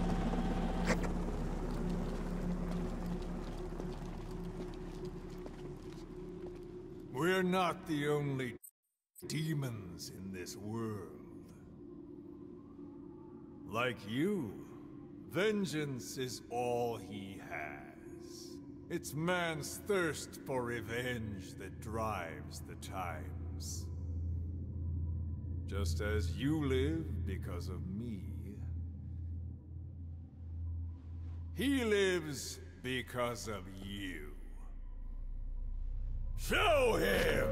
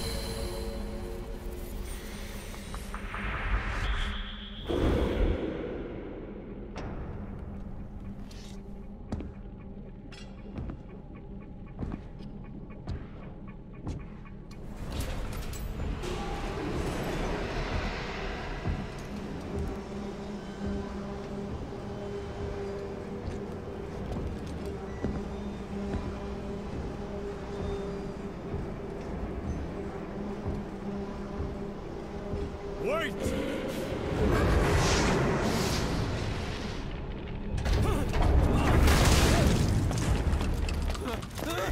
Who is doing this? Such a lust for revenge? Who?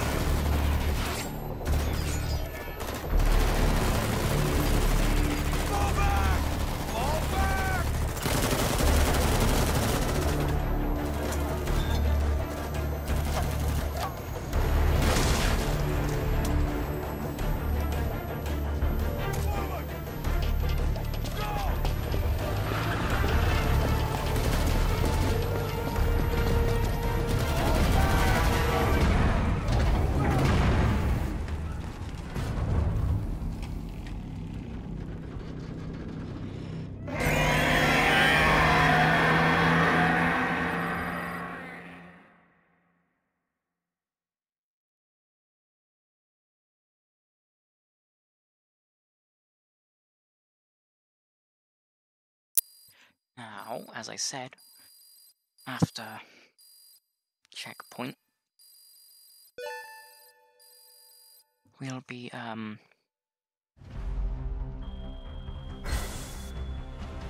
Wankby. Again, all of the time that we gained has been gone from cutscene.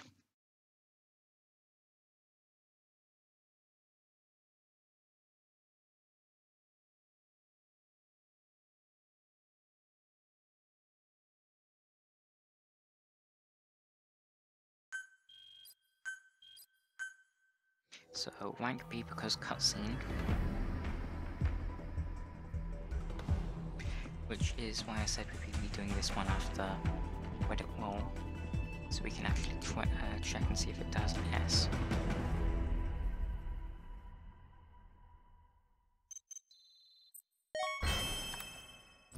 And the other reason we're checking is because I don't actually have this as an S yet, so...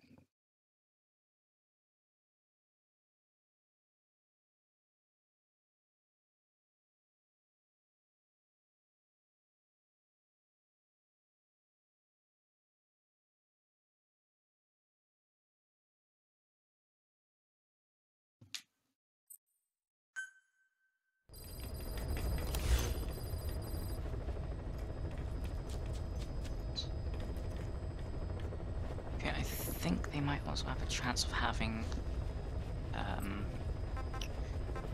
NVGs, not too much screws with the entire strategy. So just deployment. Please select a mission.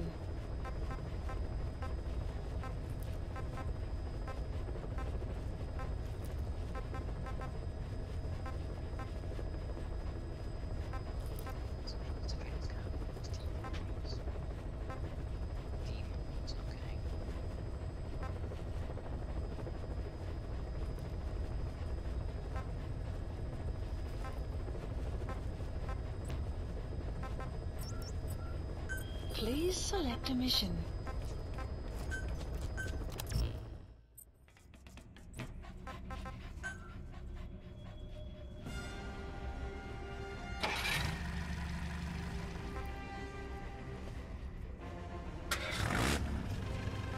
So I'm going to check what car he was actually using that bid, and roughly what my one looks like.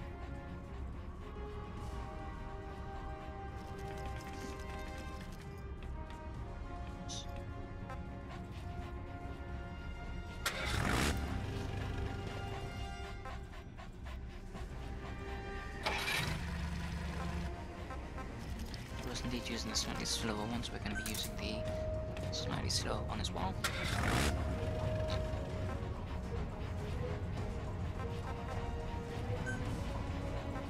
Deploying.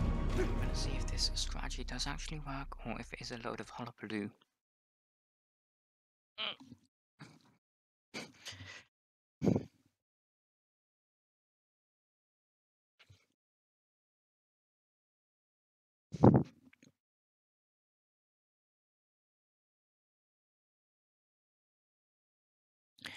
Because we've done the main thing in like 3 minutes, and all the cutscenes took it up to 20. So talk about time loss, eh?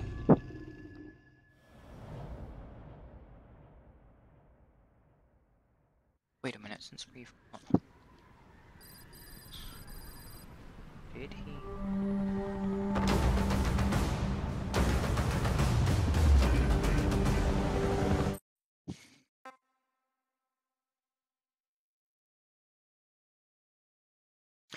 Yeah, because that guy actually got a lot worse than we did in that one, because we didn't get hit once, and apparently he got an S, so... The map has been clouds approaching. Should be more than he was getting this, so just changing the car, we're going to be working this. Be careful down there, boss. Nothing. We're going to be skipping. So he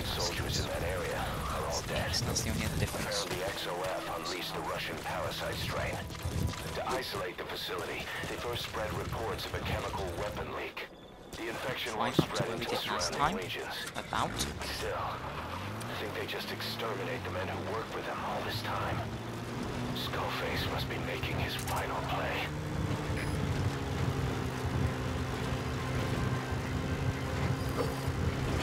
Eli snuck into the cargo on board the chopper. His idea of an escape attempt?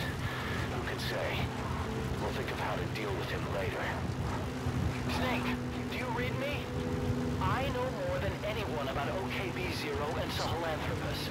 Boss, I've made up my mind. I want to be of use to you, not him. Let me work to pay for what I've done. I'll prove it, that I've always been your ally. Boss, I'll be focused on coordinating backup here at Mother Base. The chain of command is still in place. If you have orders, give them through Miller as usual. Skullface is in OKB-0. Start by making contact with him. The facility itself is under the control of XOF, Cypher's Strike Force. We have no hard data on that force strength, so your judgment in the field will be key. Boss, we're finally here. Find Skullface, and take everything from him. Good work. 2 more gates to go. Still all quiet at the silo. No sign of Skullface or his Goliath. Surely they can't already. Oh, never mind. Alright, you're through the second gate. Only 1 gate left. From here on in, you're in the enemy's headquarters. Something's wrong. But it has to be here. Understood. Tight security and stay alert. Out. Notice we hadn't actually activated combat. They stopped coming after you. His ride has arrived. Don't let Skullface get away. Stop him at the heliport. Boss, can you see the heliport? Skullface is right there. Make contact with him and make him talk. We have to stop him before his plan is set in motion. Sahelanthropus No, is just skip the cutscenes to see how we go.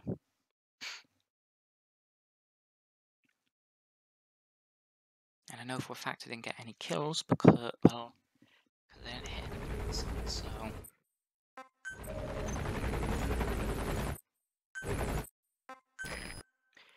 Here's to hoping.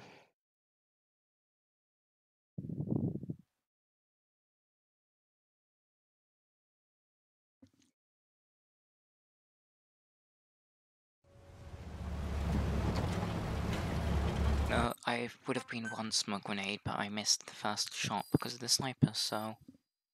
If it wasn't for that sniper...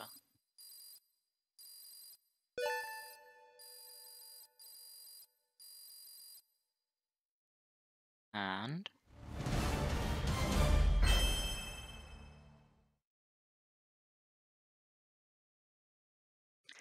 perfect stealth.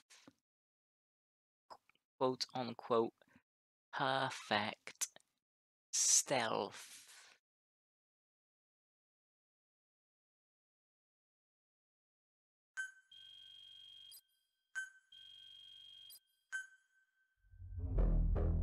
Literally just drove right in there.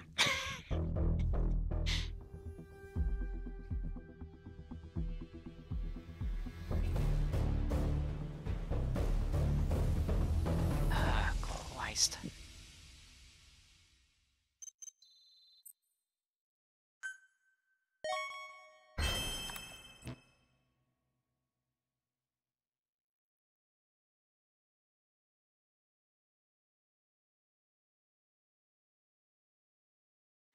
Oh, right, yeah, that's how you would do it. Right, yeah, of course. Sorry, it's nothing about that one, just I was thinking a mission a lot later on for us. I was thinking, how on earth would you get the challenges and the S? And then I realised you'd go for the S first, because one of the challenges on it is to collect a load of vehicles that are coming to attack you. And at the same time, you've also got to destroy them, defend yourself from them. And using D. Walker's Fulton Trebuchet takes away from your ability to do it.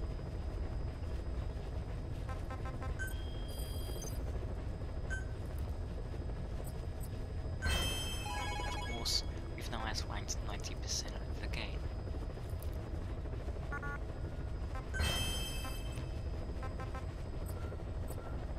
Please select a mission. So next up we have the boss fight with the Sahelanthropus.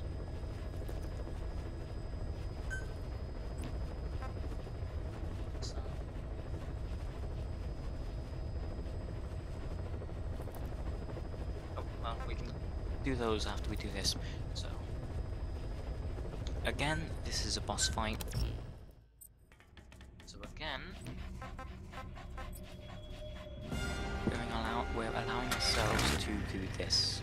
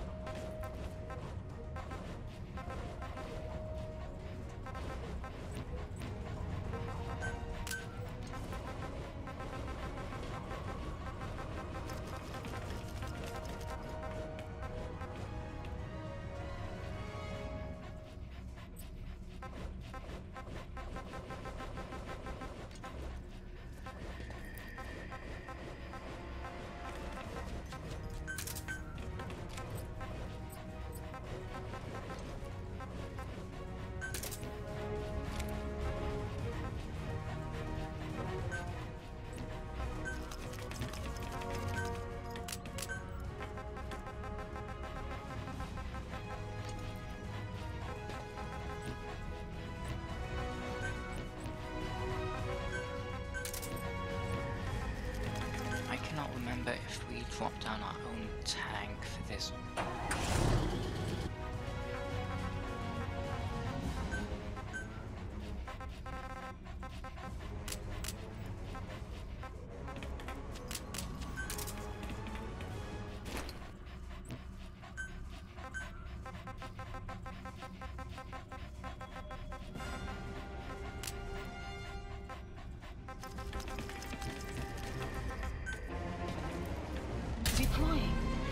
Yeah, we're going to use battle dress. I forgot that we have that.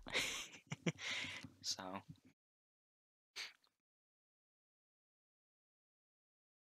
there was a strategy which I remember very loosely on this one. I think you used to be able to glitch some of the tanks to not be damaged at all, and then you'd use the tank to kill him. I cannot remember how the fuck to do that one. So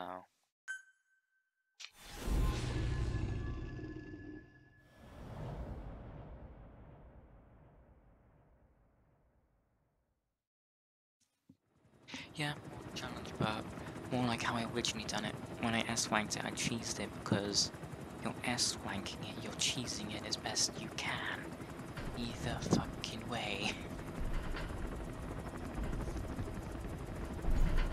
Got a spike on the RWR. Strange PRF. Not doing Metal Gear Survive, it's not part of the canon. Lost. Can't maintain RPM. Also, settling. If you thought it was part of the canon, please drink some bleach.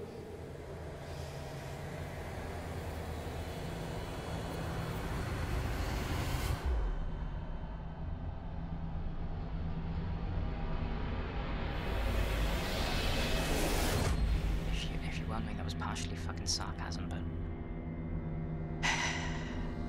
no.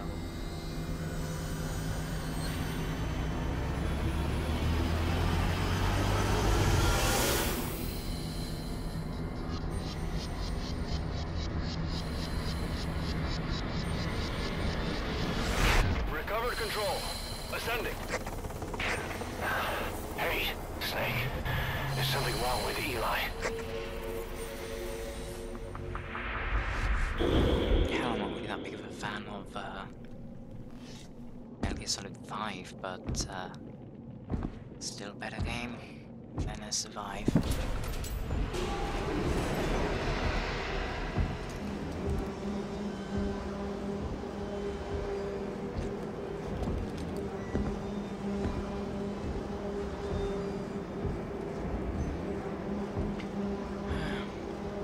Wait!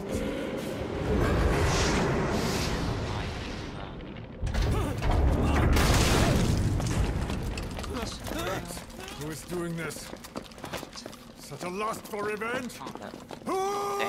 How you command them?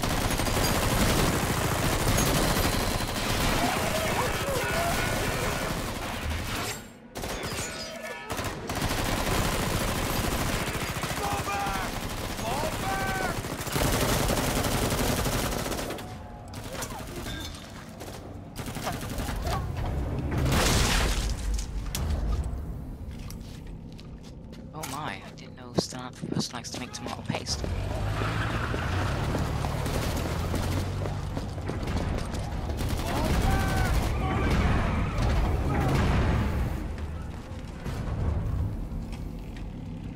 That's why venom snakes are always covered in blood. It's actually tomato paste. It's tomato paste. Really like tomato paste.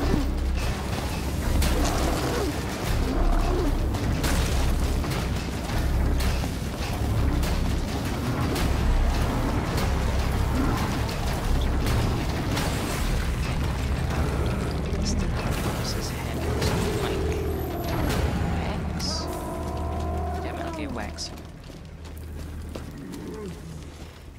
Like the overall super blocky aesthetic of it.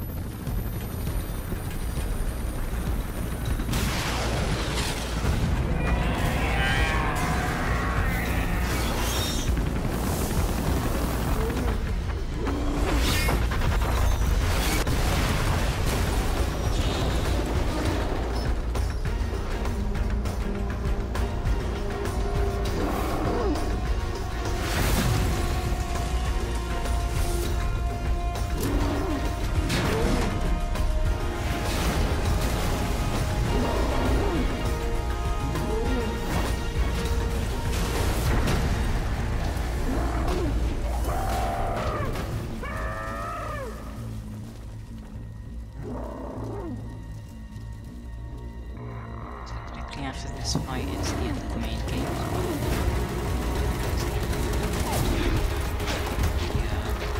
Just to get content also doing so.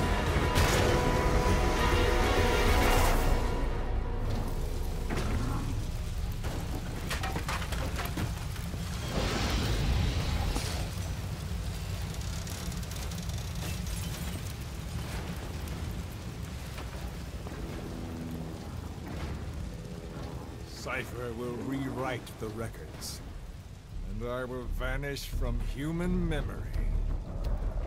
But the thirst for revenge that I have planted will infest the system. No one can stop it now.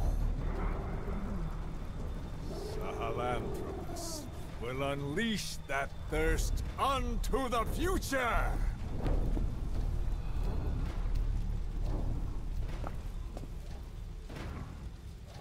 Major, I'm burning up!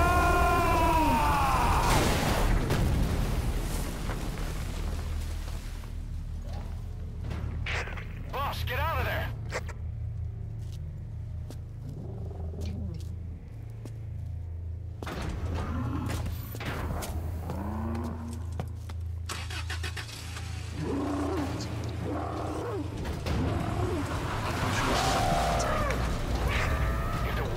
Out about Sahelanthropus.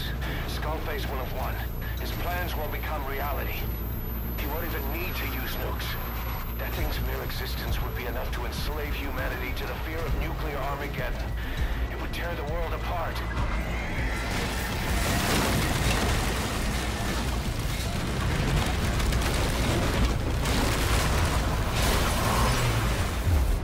Boss! What is it with Snake and crashing vehicles?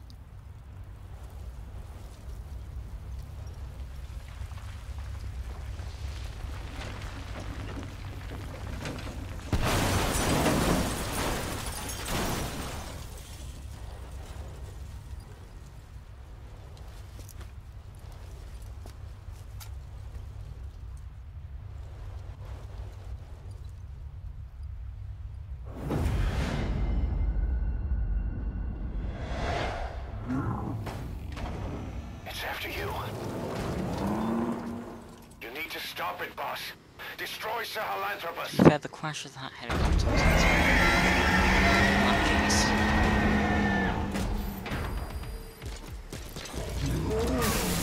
Boss, stop Sahelanthropus.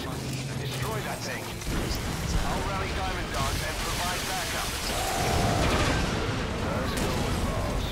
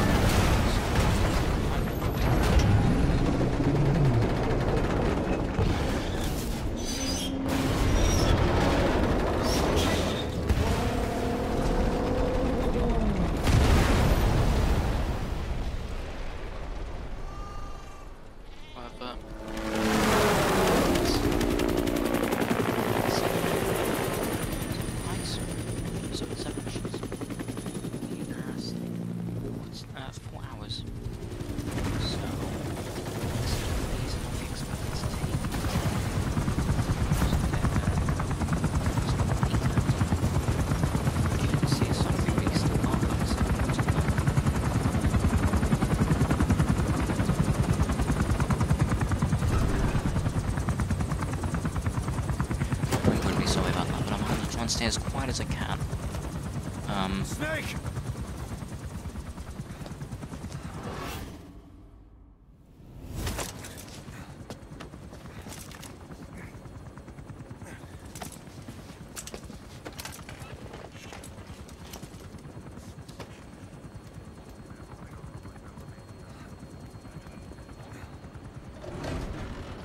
Let's see Skullface.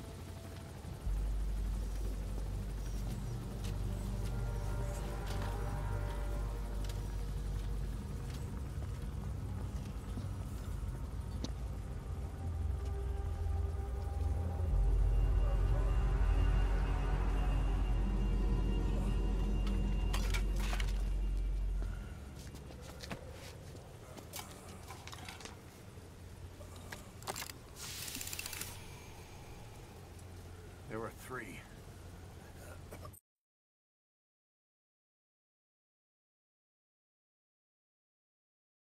Where's the other?